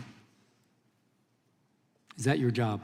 In investment terms, it's about to maximizing our Sharpe ratio, which is the highest numerator and the lesser denominator. So if it became clear to you that for those firefighters and teachers and janitors and everyone else, that you could get maximum return on investment safely by investing in a fossil fuel company, would you? We are invested in fossil fuel companies. It's part of a diversified portfolio for us. So yes, anything that will generate returns to pay benefits. Would you encourage that, though? We are all about generating returns. Or would you try to change the focus of that company? Would you have meetings and shareholder resolutions, et cetera, to replace boards of directors? We want every company that we invest in to be sustainable and to generate profits now, but they must generate profits 20 years from now and 40 years from now. If you had two companies and one of them offered a lower return of investment for those firefighters, teachers, janitors, et cetera, and one was a climate-based company, a wind turbine company, like Ørsted, for example. I don't know if are you invested in Ørsted? I'm not sure. We own 10,000 securities across. Okay, it's a big one. It's a big Danish company with wind turbines, but you're invested in some wind, I would imagine. Am I correct? We are. Okay. And you know that wind requires subsidization. You have to subsidize wind. And even with the billions upon billions of dollars of tax dollars of those firefighters, teachers, and janitors, their money going in to subsidize these foreign companies, they've been having a really tough time and not really returning on investment. Are you aware of that? As I say, every decision that we make when we invest is about generating long-term returns to pay pensions. So you're good, man, you're good. Seriously. I'm asking you a specific question. If you had a company that was faith-based and you could invest in that and it gave a good return, as opposed to a company that fit into more of your values, what would you do? Every investment is about how it fits into that large 10,000 plus security portfolio and how that portfolio can generate returns to pay pensions. And every decision we make is through that lens. So Climate Action 100 recently lost the backing of BlackRock, State Street, JP Morgan Management, and a combined total of $14 trillion. Has that departure made you be retrospective at all, introspective? Has it made you think? I mean, those are big dogs, they matter. Again, whether we love them all the time or not, you know, good return on investment. A lot of people's firefighters, teachers, janitors that you mentioned. The point I want to make here is, honestly, and when I say that you're good, you're a good speaker and you're good at evading the question respectfully. The bottom line is that I think because of a social agenda that you all have, you're giving up the return on investment that you could have because you're trying to socially change the country. That's not your job. Your job is to help these people get that maximum return on investment. It isn't to change America as we know it. And climate change and the decisions that we made, that's up to the United States Congress. That's up to the House, the Senate, and the President, however you feel about it. It's not up to you all. It's not up to you to do that. I know that you think that by leveraging money, and you have a great deal of it, you can do that, but that's wrong. And if you really care about those people that my friend from California mentioned, if you really care about all those hard-working Americans who are breaking their back every day, who are relying on you for investments to do the very best you possibly can for them, you're falling short, in my opinion. And with that, I yield back. The gentleman yields back. The gentleman from Georgia is now recognized for 5 minutes. Thank you, Mr. Chairman. I ask unanimous consent to enter into the record 2 news articles.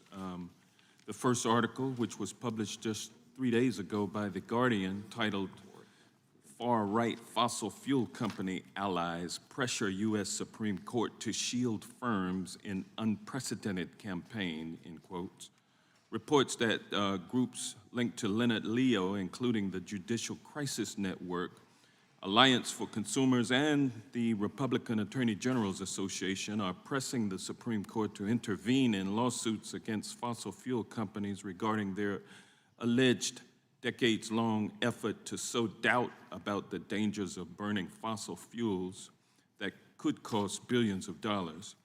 And the second article is a Wall Street Journal piece published on February 26, 2023, titled, quote, "Conservatives have a new rallying cry, down with ESG," end quote, which explains that groups in Leonard Leo's dark money network, including Consumers Research, CRC Advisors, and Marble Freedom Trust, have also played a major role in dark money efforts to push anti-ESG messaging and legislation. And this article also contains a relevant quote from Mr. Leo, which is, "The ESG movement is polluting our culture and assaulting the dignity and worth of people. Our enterprise stands with a growing group of Americans who are fighting to crush leftist dominance in this area." I ask unanimous consent that these articles be entered into the record. Without objection. Along with these articles, following articles, Dark Money Group weaponizes state treasurers in attacks. State attorneys general join anti-ESG effort. Conservatives have a new rallying cry, down with ESG. And far-right fossil fuel company allies pressure U.S. Supreme Court to shield firms in unprecedented campaign. Without objection. And also, last but not least, Mr. Chairman, I ask unanimous consent to enter into the record 2 reports from Investigative Watchdog Documented. Without objection. Quote, "State AGs join anti-ESG effort amid growing backlash," which was published July 2nd, 2023, which demonstrates that dark money and political groups are working with state attorneys generals to attack ESG investing.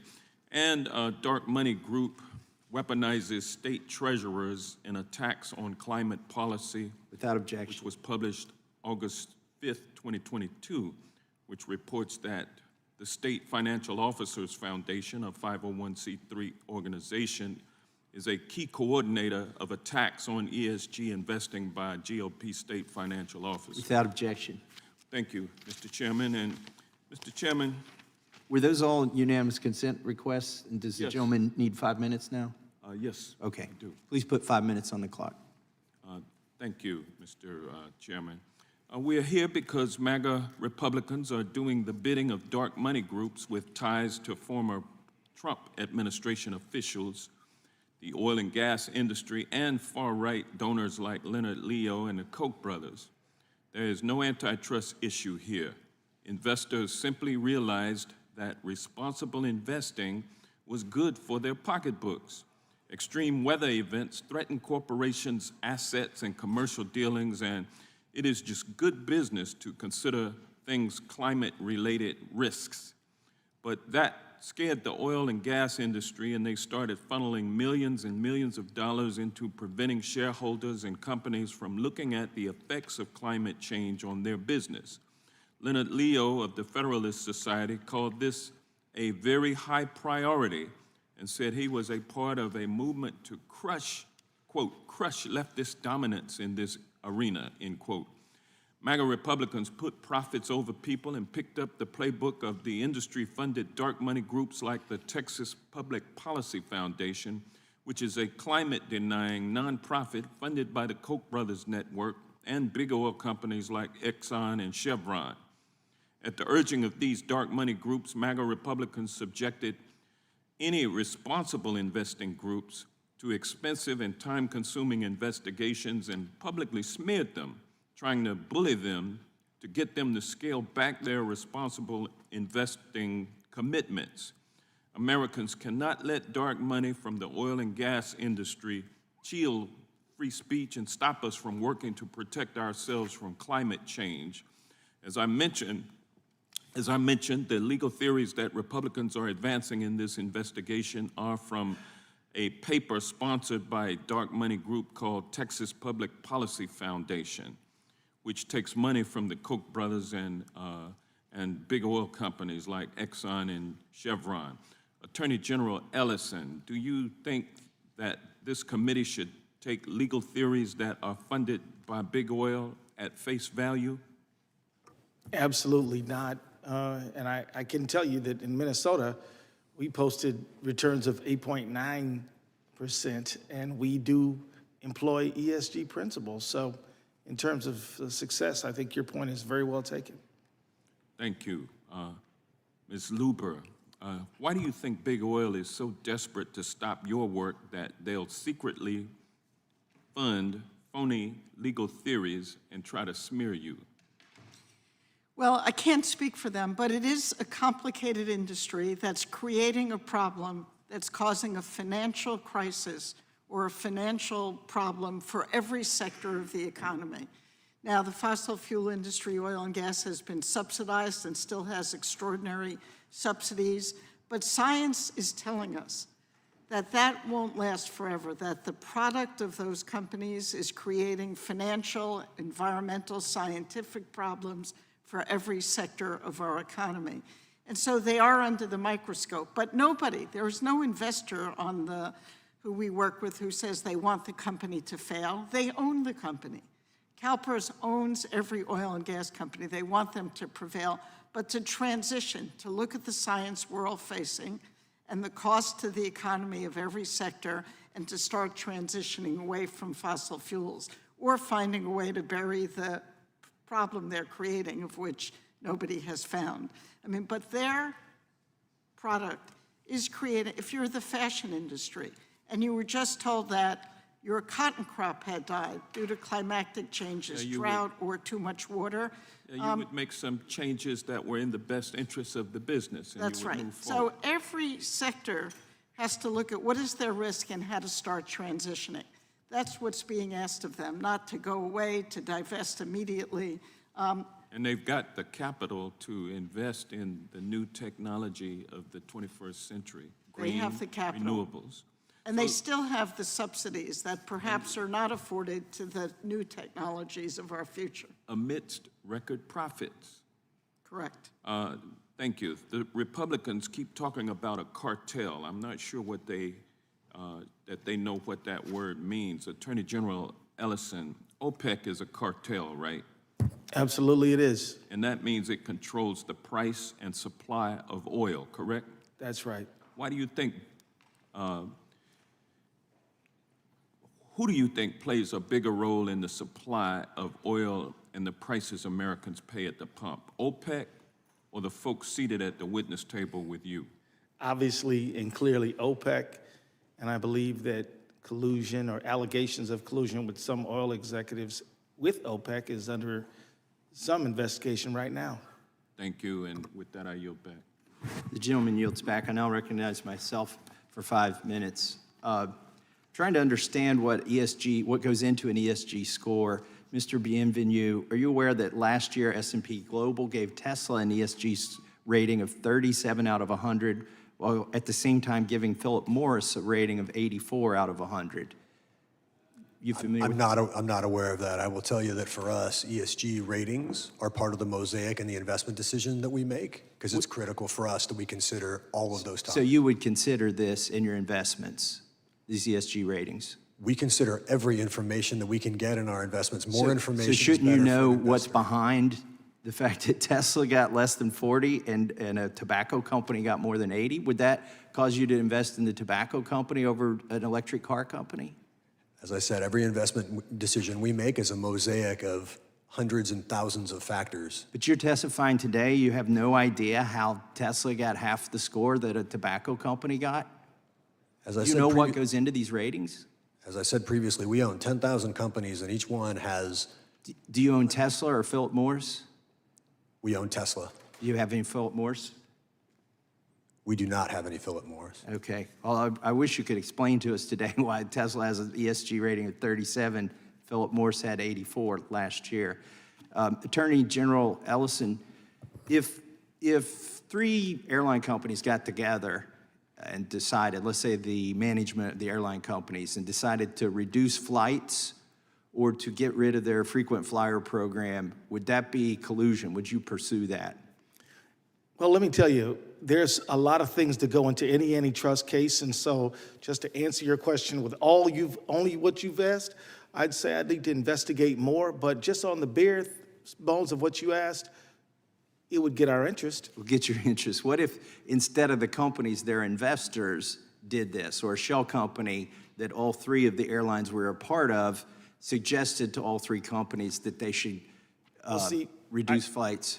Well, there I can't go with you because the only thing that, I mean, if you're talking about the folks assembled here and other groups that give information to companies, those companies are making independent decisions and making decisions on the interests of the people who they represent, whether they be shareholders or whether they be pension fund beneficiaries. I'm glad in the first instance it would get your interest up, because that's why we're having the hearing here. We see evidence that these group of investors has conspired, collaborated, colluded, convened, whatever you want to call it. It's still pretty much the same thing, to reduce the outputs of their companies or the companies that they target. And, you know, Ms. Lover, you said that mainly what you all advocate for is disclosure, but don't you also try to get the companies to do things? We're interested in the companies taking positions that allow them to be strong and profitable over the short, medium, and long term. And every discussion, whether it's with an auto company, looks at where's the market going as it relates to EVs, not just combustion engine vehicles. Well, here's the problem we have. What is demand management?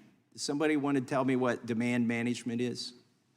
Because nobody jumped on that. So, you know, it's in all of your documents, demand management. It's kind of the go-to thing to reduce. When you discover that the technology isn't there yet to reduce the emissions and keep the production the same, you suggest in the documents that the companies, here's a document called Investor Actions to Align the Aviation Sector with the IEAS 1.5 degree decarbonization pathway. It suggests that the aviation companies themselves could manage demand by raising their prices.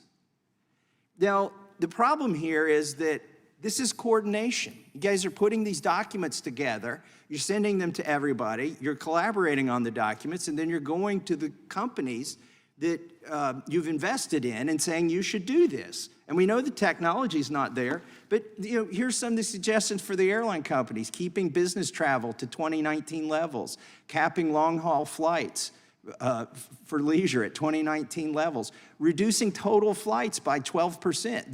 These are in the documents that you send to your members. And again, you call it demand management. What I would say is that if we saw anybody else doing this for any other reason, the fact that you think you have a noble reason isn't enough to get you around the law. It's not, because what you're doing ends up raising prices, reducing production, and it's not good for society, and it's not, in many cases, not good for the firms you're investing in. And that's why we're having this hearing today. And I see that my time has expired. Attorney General Ellison, I understand you need to leave. Unfortunately. I appreciate you coming. You probably never want to come back here again, I would say. But Congratulations on your new job, and thank you for participating today. May I just thank you, Mr. Chairman and Ranking Member, for your hospitality today, and I am always happy to help advance the legislative process in whatever way I can. So thank you very much. We appreciate your time. And if the other witnesses will stay, that would be good, because we have a few more folks who want to ask questions. Now, let's see, we got, the gentlelady from Vermont is recognized for 5 minutes. Thank you, Mr. Chair, and thank you all for being here. And I just want to start by saying I'm really sorry that you've had to witness some of this. It's frankly embarrassing at moments. You know, cue the diabolical music. Isn't it true that you believe that climate change is real? Isn't it true that you believe we should reduce our carbon footprint? It's absurd that we're even having this conversation. I represent Vermont, and a year ago, we had catastrophic flooding in Vermont that we're still digging out of. It destroyed basically every small business in the downtown of our capital. From one end of the state to another, we are still dealing with claims to FEMA, still dealing with insurance claims.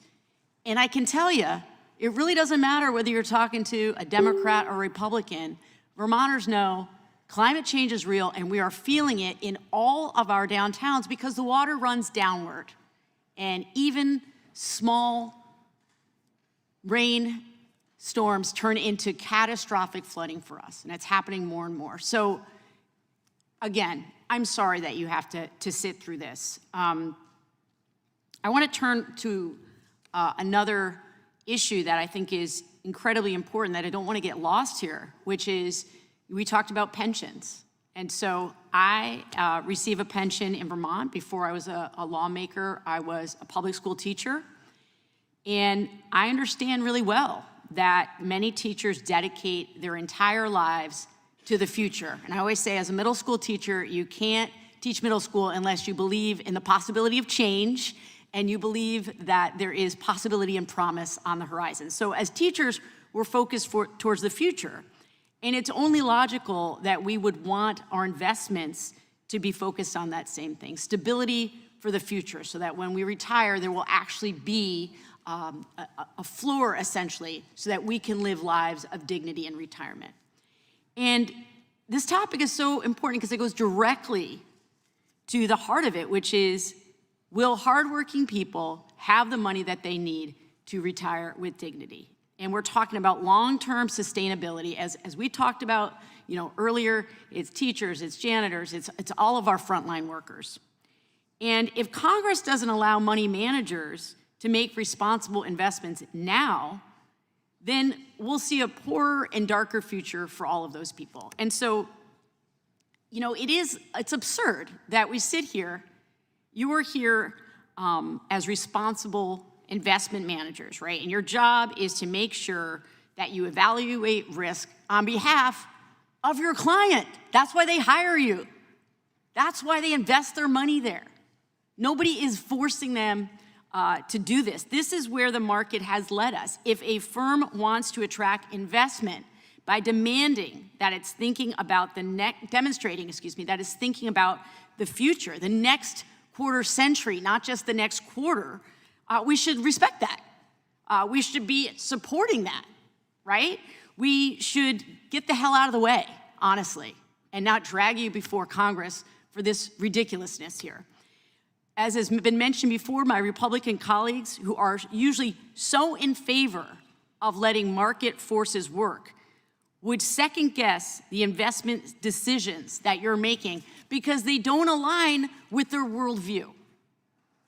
So they've constructed, once again, a dynamic involving a culture war conspiracy theory around investing, responsible investing. We talked about the returns. You're getting great returns. Isn't that what we're supposed to be talking about here? Investing responsibly so people can live with a life of dignity later on. So what are we doing here? We're wasting time, once again, in this committee, not talking about the issues that absolutely impact working people day in and day out. So I just want to go back to basics here. Let's go to each witness here. Let's get at the heart of it. This entire hearing is premised on the idea that responsible investment initiatives somehow require companies to make investment decisions that are in violation of antitrust laws. So, to each of you, do responsible investing initiatives include binding agreements between companies to make certain investment decisions? Yes or no? We'll start with Mr. Bienvenu. On behalf of CalPERS, we make every decision independently, and it's about generating returns to pay pensions consistent with our fiduciary duty. Ms. Lamb? Can you repeat the question? I want to know, do responsible investing initiatives include binding agreements between companies to make certain investment decisions? Absolutely not. Ms. Lober? Absolutely not. So again, what are we doing here? I sit in here day in and day out, and I wonder, who's standing up for the little guy? Who's standing up for the little guy?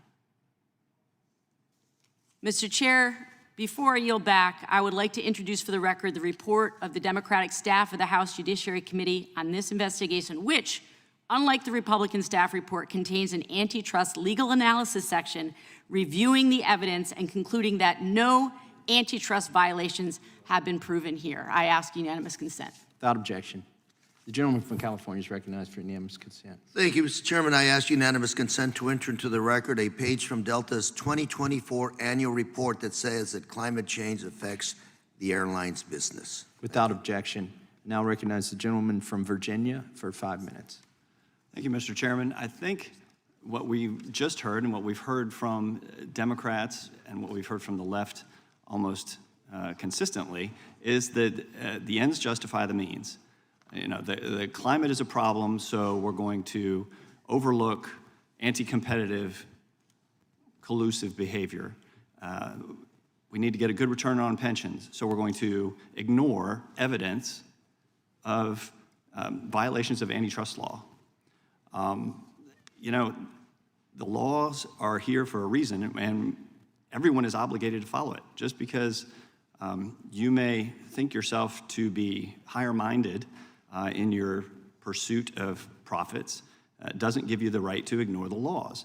So I want to ask Ms. Lubber, because we've been trying to get information from your organization, and we've been trying, at first, we requested voluntary cooperation 18 months ago in producing responsive information relating to your potentially collusive work to promote ESG-related goals. You failed to cooperate voluntarily. We were forced to issue a subpoena to Ceres in June of 2023.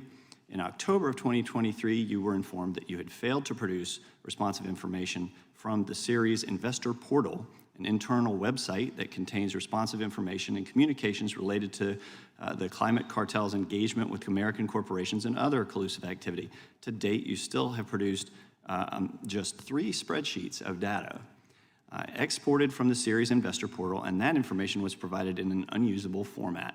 So as the chairman of the subcommittee on responsiveness and accountability to oversight, we have been having hearing after hearing on the failure of this administration and of organizations like yours, and failure to respond to our efforts to ensure oversight on behalf, on behalf of the law, quite frankly. So the subpoena back in June of 2023, you recall that, correct? Correct. Okay. And you understand that the subpoena imposes mandatory legal obligations upon you and Ceres, correct? Correct. And you understand that failure to comply with a congressional subpoena can be punished with criminal contempt of Congress, correct? Correct. All right, the subpoena required you to produce all the responsive information demanded by it, didn't it? Correct. Okay. And are you aware that back in October of 2023 regarding the portal, some 4 months after the subpoena, your counsel claimed that they were not familiar with it? I'm not aware of that. What I will say in response to what you said is we have turned over 90,000 pages of documents. 3 spreadsheets. We've asked, over a period of time over the last year, we've asked for direction on how to narrow the subject matter that wasn't forthcoming, and we continued to turn over documents. As it relates to the spreadsheet you're talking about, which I'm not sure I've seen, but I believe I've heard about, that spreadsheet has hundreds and hundreds of documents noted on it, and we've asked the committee to give us more guidelines on which ones to turn over. Every document that's been asked for, we have turned over. I truly believe that is a formatting question, and clearly this Congress has bigger values than formatting, but we will go back to it. Our lawyers will talk to your lawyers. I believe we've turned over 90,000 plus pages, more than almost anyone, in response and in compliance with your requests. Okay, we've asked for full access to the portal. Why have we not received that? I actually have no idea. Okay, can you commit to making the portal available to the committee today? I will commit to trying to figure out why it is or why it's not. What you do have, documents were requested, and those 3 pages with hundreds of notations and documents were included, and I believe you've got what you've asked for. Okay, but we need, if the committee needs to work with you to get access to the portal, can you provide us with that access? Our lawyers and staff will be talking to your staff immediately, as we have every single day or every single week over the last 15 months. Okay, you haven't certified compliance. Can you tell us why not? I'm sorry, certified compliance? Well, with the requests for information. That surprises me. I believe we have. We'll double check that, but if it's the form that we were asked to sign and check before this hearing, that's been done. And I hope we could both double check at both of our ends whether that form was listed. I am certain we have filed that.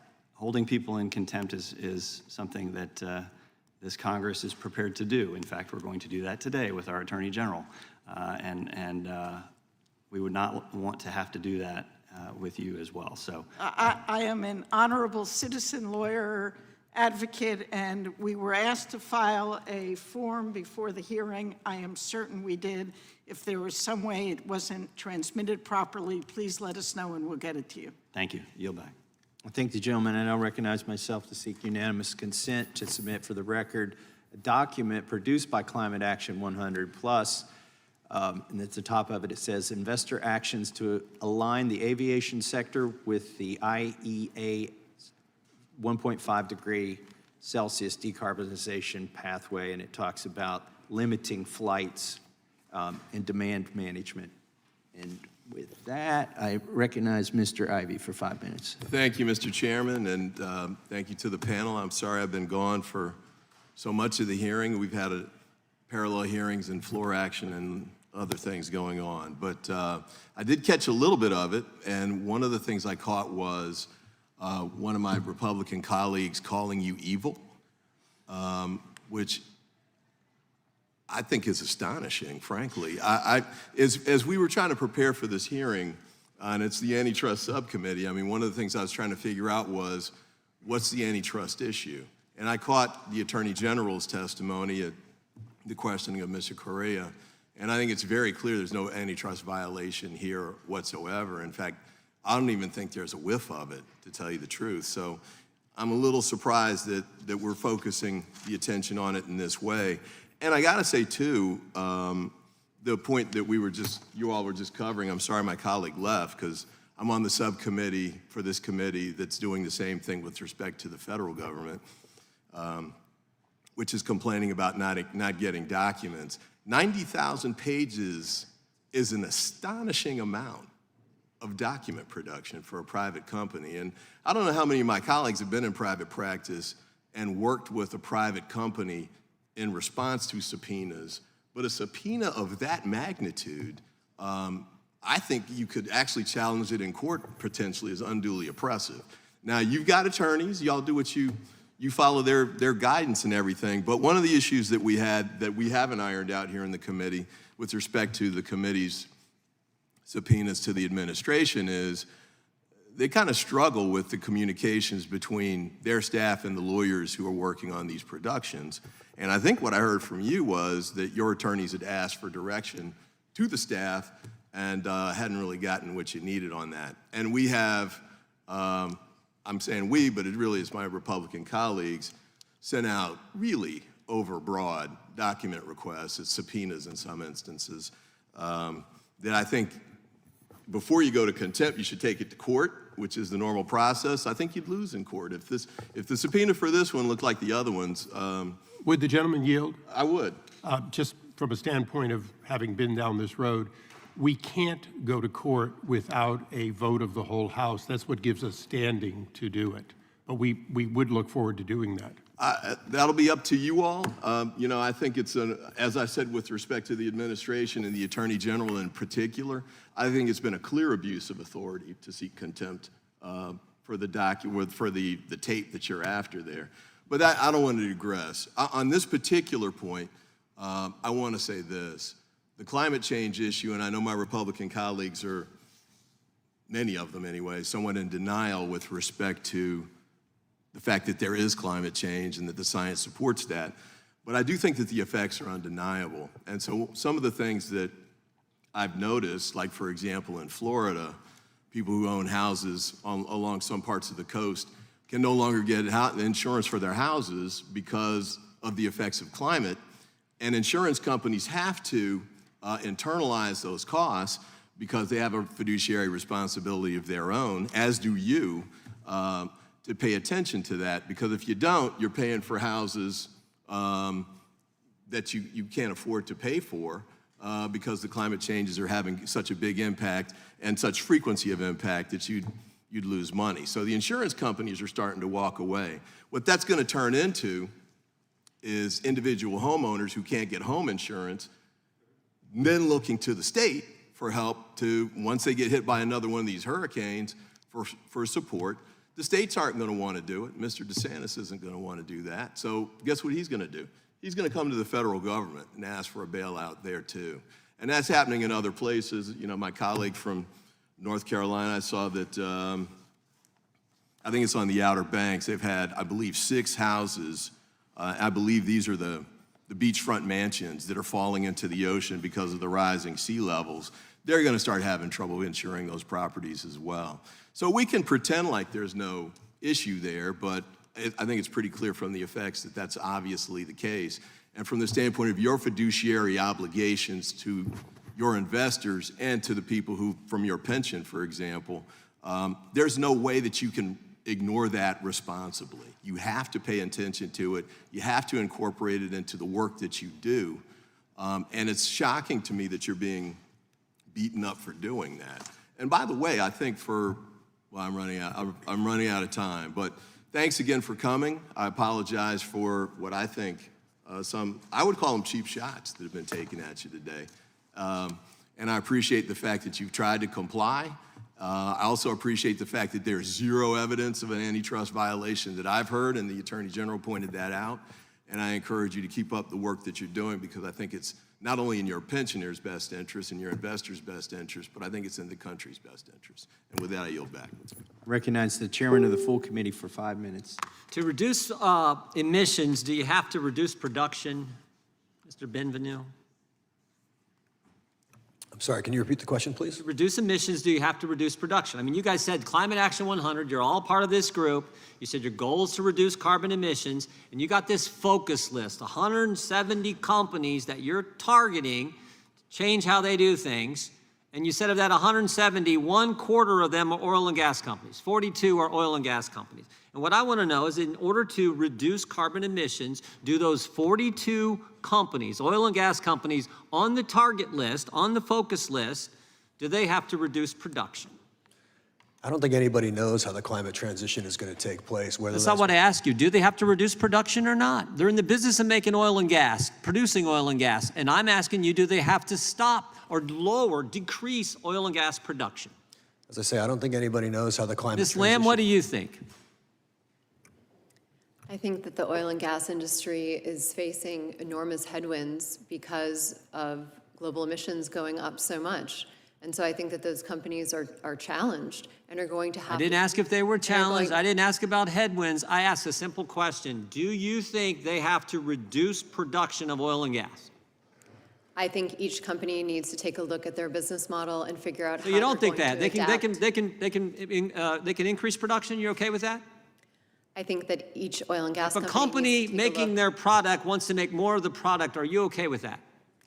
I think that the product of oil and gas companies is energy, and they can look and see how they can best produce energy for their customers. So what do you mean? When you got 42 oil and gas companies on your focus list and you want to reduce carbon emissions, are oil and gas companies going to be allowed to encouraged, engaged, whatever term you want to use? Are they going to be able to make more oil and gas or less oil and gas? What do you think they should do? Oil and gas companies can do whatever they want because Well, then why are they on your focus list? What are you trying to get them to do? as investors that consider the financial risks. Ms. Luber, will you answer the question? Because the other two folks won't. Do you think Yes. oil and gas companies should be able to make more oil and gas, or do they have to make less? They don't necessarily have to make less. Let me give you So an do you guys all example. disagree with Mr. Khanna? No. I played Mr. Khanna's clip. Congressman Ro Khanna said to the CEO of Chevron, are you embarrassed? I'll read it. Are you embarrassed that as an American company, your production is going up? Should they be embarrassed because they're producing more? Should an oil and gas company be embarrassed because they're producing more oil and gas? So oil and gas companies should limit their greenhouse gas emissions. That doesn't immediately mean they produce less. Oil and gas companies... So it means later they produce less? No, what it means is they Are you disagreeing? Here's a question. Are you disagreeing with Mr. Congressman Khanna, or are you agreeing with him? Please repeat what he said. He said to the CEO of Chevron, are you embarrassed as an American company that you're producing, that your production's going up? Yeah, I don't know. Obviously wanting the production to go down. Context. I do know That's the that oil and context. gas- He went through all of them. All of them said, will you pledge to reduce production? I'm just asking you guys, as the guys who have 42 oil and gas companies on your target list, is it okay for oil and gas companies to actually increase oil and gas production? If they could decrease their emissions in the process, I think they would be looked at differently. Regardless, so many of the oil and gas companies have decreased their methane emissions. Anybody recently leave Climate Action 100? Any of your investment members, your member investors, anyone recently leave Climate Action 100? About a dozen. About a dozen? Can you Yep. name some of those companies? Sure. Small companies, big investors, small investors, who were they? Some combination, but I would argue more, and there were some household names. I would also Some big ones, weren't there? Yep, BlackRock. BlackRock's pretty big. JP Morgan. JP Morgan, that's pretty big. In all of those Vanguard? cases, Vanguard, they've said they're going State to Street? continue fighting for climate risk PIMCO, reduction. right? They're some of the biggest investor and asset managers in the world. They all left your group. Why'd they leave? Well, they all have different reasons. BlackRock has only They all left at partially. sort of the same time. There must be something going on here. They've heard a lot, they've got a lot of pressure from Congress and others that they should leave. BlackRock said to us, we're going to continue We're not pressuring anybody. We just want to know what you guys are up to. 42 oil and gas companies on your focus list, and you can't even tell me if you want production of oil and gas to go up or down for them. No, what I have said was that some of them have increased production but reduced emissions. The greenhouse gas emissions that Are you for ending the internal combustion engine in the next 10 years? That is the direction that our government is going, and I think it's the direction that the automakers have You agree with determined that? makes sense. Getting rid of the internal combustion engine in 10 years. Yes. Are you for reducing airline flight travel by 12%? I don't know the numbers for airline flights. Do you want it to go down? Not necessarily. I don't think. What about okay? The last question is, what about hamburgers? Where do you stand on hamburgers? Is 1.5 a week enough, or do we get more?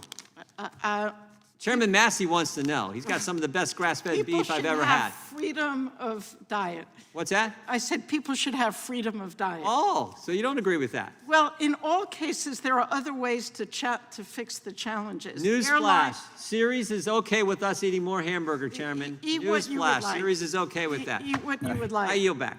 Thank you. I recognize the gentleman from California. Thank you, Mr. Chairman. I ask unanimous consent to enter into the record an article from the New York Times, June 7th, 2024, noting that difficulty in getting insurance thanks to climate change and dangers to affordable housing thereof, that climate change is affecting the most vulnerable in our communities. Without objection. Now recognize the gentleman from California, Mr. Issa, for 5 minutes. I thank Chairman. The chairman of the full committee asked a fairly straightforward question, and I didn't hear an answer. So I'll go on to a different question that hopefully it will get better answers. How many in this room arrived here with a zero net emissions, zero carbon? You didn't walk without breathing.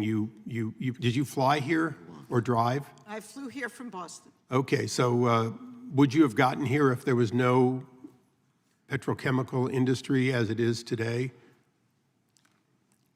No. Thank you. Ms. Lamb, how did you get here? I took a flight at request of Congress.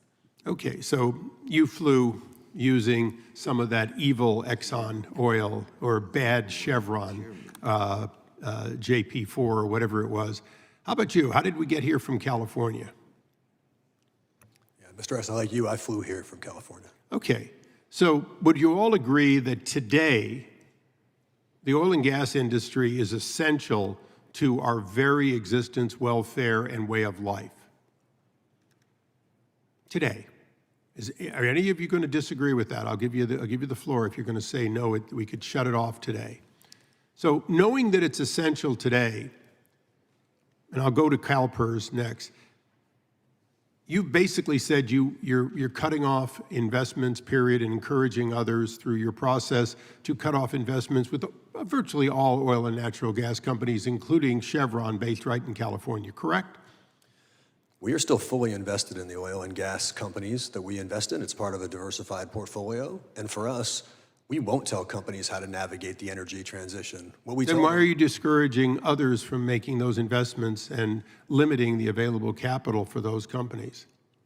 Every investor makes their decision. No. I'm asking why you're making look, you're part of what has been up until now a very opaque organization that in fact leverages, pushes, prods, embarrassed, whatever term you want to use, people to not make investments in what is currently an essential part of what makes our life worth living in this country and around the world.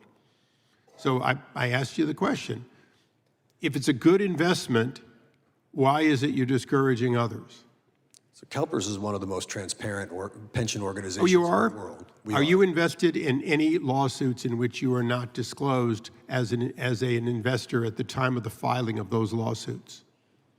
I'm an investor, not a lawyer, so I can't speak to what. Well, let me tell you, your organization has been actively opposing any kind of third-party litigation transparency because you do invest, at least it's been reported and we believe it to be true, you do invest in third-party litigation. In other words, suing people but not wanting your name on it. Why? Well, because it's profitable, right? And you know about the profits. So I'm going to reiterate, have you, to the best of your knowledge, received any revenue as a result of investing in litigation? Again, I'm not an attorney, but I'm not asking an attorney question. I'm asking an investor question. There's a Has third party. CalPERS received any money by investing in what was the monies that were used or a contract which was used to create litigation on which you profited from a return if they prevailed? I don't know the answer to that question. Okay, so you run investments, but you don't know if CalPERS participates. Let me ask one final question, because Mr. Massey and I have something in common, which is we spent our careers in engineering and a lot less in law. So antitrust is kind of an acquired knowledge for us. For each of you, if 2 or 3 companies were to share their prices or their strategy for pricing or how they went to market with another competitor, would that be an antitrust violation? I know you're not a lawyer. As I've said before, I'm an investor, not a lawyer. Ms. Lamb, I'm not an antitrust right, but the basic definition that you'd have to pass the bar with is that sharing information between competitors inherently puts you in jeopardy of antitrust, particularly if that information allows effectively coordination of prices or other activities, including investment activities. Wouldn't that be true? I really don't understand the premise of what you're saying. What we're doing, and the reason, that is we're investing our clients' capital for the long term, upholding our fiduciary duty. Oh, you're investing for the long term. Do you sell stock on a quarterly or annual basis? We rebalance our portfolio. Okay, so you buy and sell regularly. So when you say long term, the reality is you both do long term and short term. And if something's a good investment today, you have a fiduciary obligation to consider it. And so I'm going to close with this, Mr. Chairman. Everyone talks about risk. There is zero risk today in investing in the oil and natural gas industry. There's zero risk because for the foreseeable future, we are going to need it and we're going to need more. Yes, we need it to be as clean as it possibly can, but the transition to away from fossil fuels has been predicted for decades, and in fact, it is nowhere close. So as you say that you're making investment decisions, it is clear you're making investment decisions based on your politics and not on the best interest of national security or the welfare of the American people. I yield back. The gentleman yields back. I now recognize the gentlelady from Indiana for 5 minutes. Thank you, Mr. Chairman. Mr. Benview, why did you join Climate Action 100? Why did your fund do that? What was the reason? We viewed Climate Action 100 Plus as an opportunity for investors to get together and share ideas and figure out how to navigate, in our case, a $500 billion portfolio through a very uncertain future. And more information and more ideas and more discussion can only yield better investment decisions. So generally, you think it's a sharing ideas, right? That's from your perspective? It was definitely to share research. It was to share ideas. It was to just discuss an uncertain future that's a challenging, uncertain future. So are you aware that actually on the website of this, it says the goal is to transform practices and policy that govern capital markets? Would you call it, as a business and investment professional, that's sharing ideas? I'm not in the marketing department for Climate Action 100+. It's not a marketing department. You're part of this group, so you subscribe that you're going to be transforming practices and policies. I mean, if you're part of that group, then you are subscribing to this, whereas on their website, you're transforming practices and policies that govern capital markets. So you agree. That's a mission of the group you belong to. Again, we make our decisions independently. So you agree with that mission. You belong to that group. So that part of this you call as transforming practices and policies. Our focus is on generating returns to pay pensions for generations. I get it, but you're part of the groups that states on their website they want to transform. Are you living in this group or are you staying with this group? They say on their website explicitly, we want to transform practices and policies that govern capital markets. So are you subscribing to this? We believe in climate transition is happening and an energy transition needs to happen. Transforming practices and policies. You stayed behind this mission of this Climate Action 100. You stand behind the mission transforming practices and policies on capital markets are governed. We want every company to have a credible plan to navigate the climate transition. That way they can be profitable now, but they can be profitable 20 years from now and 50 years from now so that those profits can serve as cash flows back to our members so that we can pay pensions. So as part of that, you're willing to collaborate with different companies with potential opening the risk of collusion. Have you ever looked into potential risk that it could be collusion when company owners get together and say, we're going to transform the markets. We are going to make sure that markets is going to change. Have you ever discussed the potential risk that you have antitrust violations? As I say, I'm not an attorney, I'm an investor. But did you look at the investment risk? Did you look at that risk? Because you have to protect, you have fiduciary duty. So you open up yourself and your fund to risk. Have you ever assessed the risk that it could be potential antitrust violation? We have gotten counsel, and everything that I know as an investor, I'm not an attorney, but I do have an economics background, both as a student and as a teacher. And everything that generated antitrust legislation was about anti-competitive behavior, and there is nothing anti-competitive that I know, and I can't even envision how anything could be unlawful with what goes on with Climate Action 100+. So generally, when you have companies getting together and try to change the rules on the market, the boards, and they have a joint efforts, you don't see that as a potential problem and a risk to your investment in your pension fund. Every member of Climate Action 100+, including ourselves, makes independent investment decisions. But why did they join the group? Why couldn't you just do your independent decision? Why did you join the group? We're a member of the New York Stock Exchange. Does that mean that we Yeah, but New agree York with is like you everything don't they do? discuss how you're going to be changing the boards, doing all these actions, when you're part of New York Stock Exchange. Hopefully you don't, but maybe that's what New York Stock Exchange already doing by now. It seems like SEC is. So I'm just saying, you actually have a goal that you collude, you agree to sit down and achieve. Do you think it's a potential risk?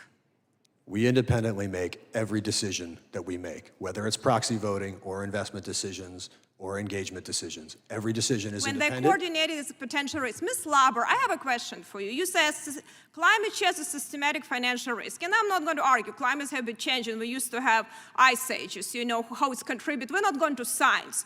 But you've noticed a lot of this new industry using a lot of slave labor, like in China or DRC in Africa. Are you willing to say that, if we want to decrease or whatever, change something with fossil fuels, we're willing to increase use of slave labor or Chinese operation without any transparency? Do you think you would do it at expense? No. Are you willing to bring more transparency? What's happening in China and with slave labors? Is your fund ever doing that, or you only worry just take down companies? A strong tenet of what we do is seek more disclosure. And what you're So you're willing to have more disclosure what on Chinese operations of companies that using that, or more disclosure what slave labor and use in some rare earth minerals and use in China? So you're willing to put that, because I haven't seen that.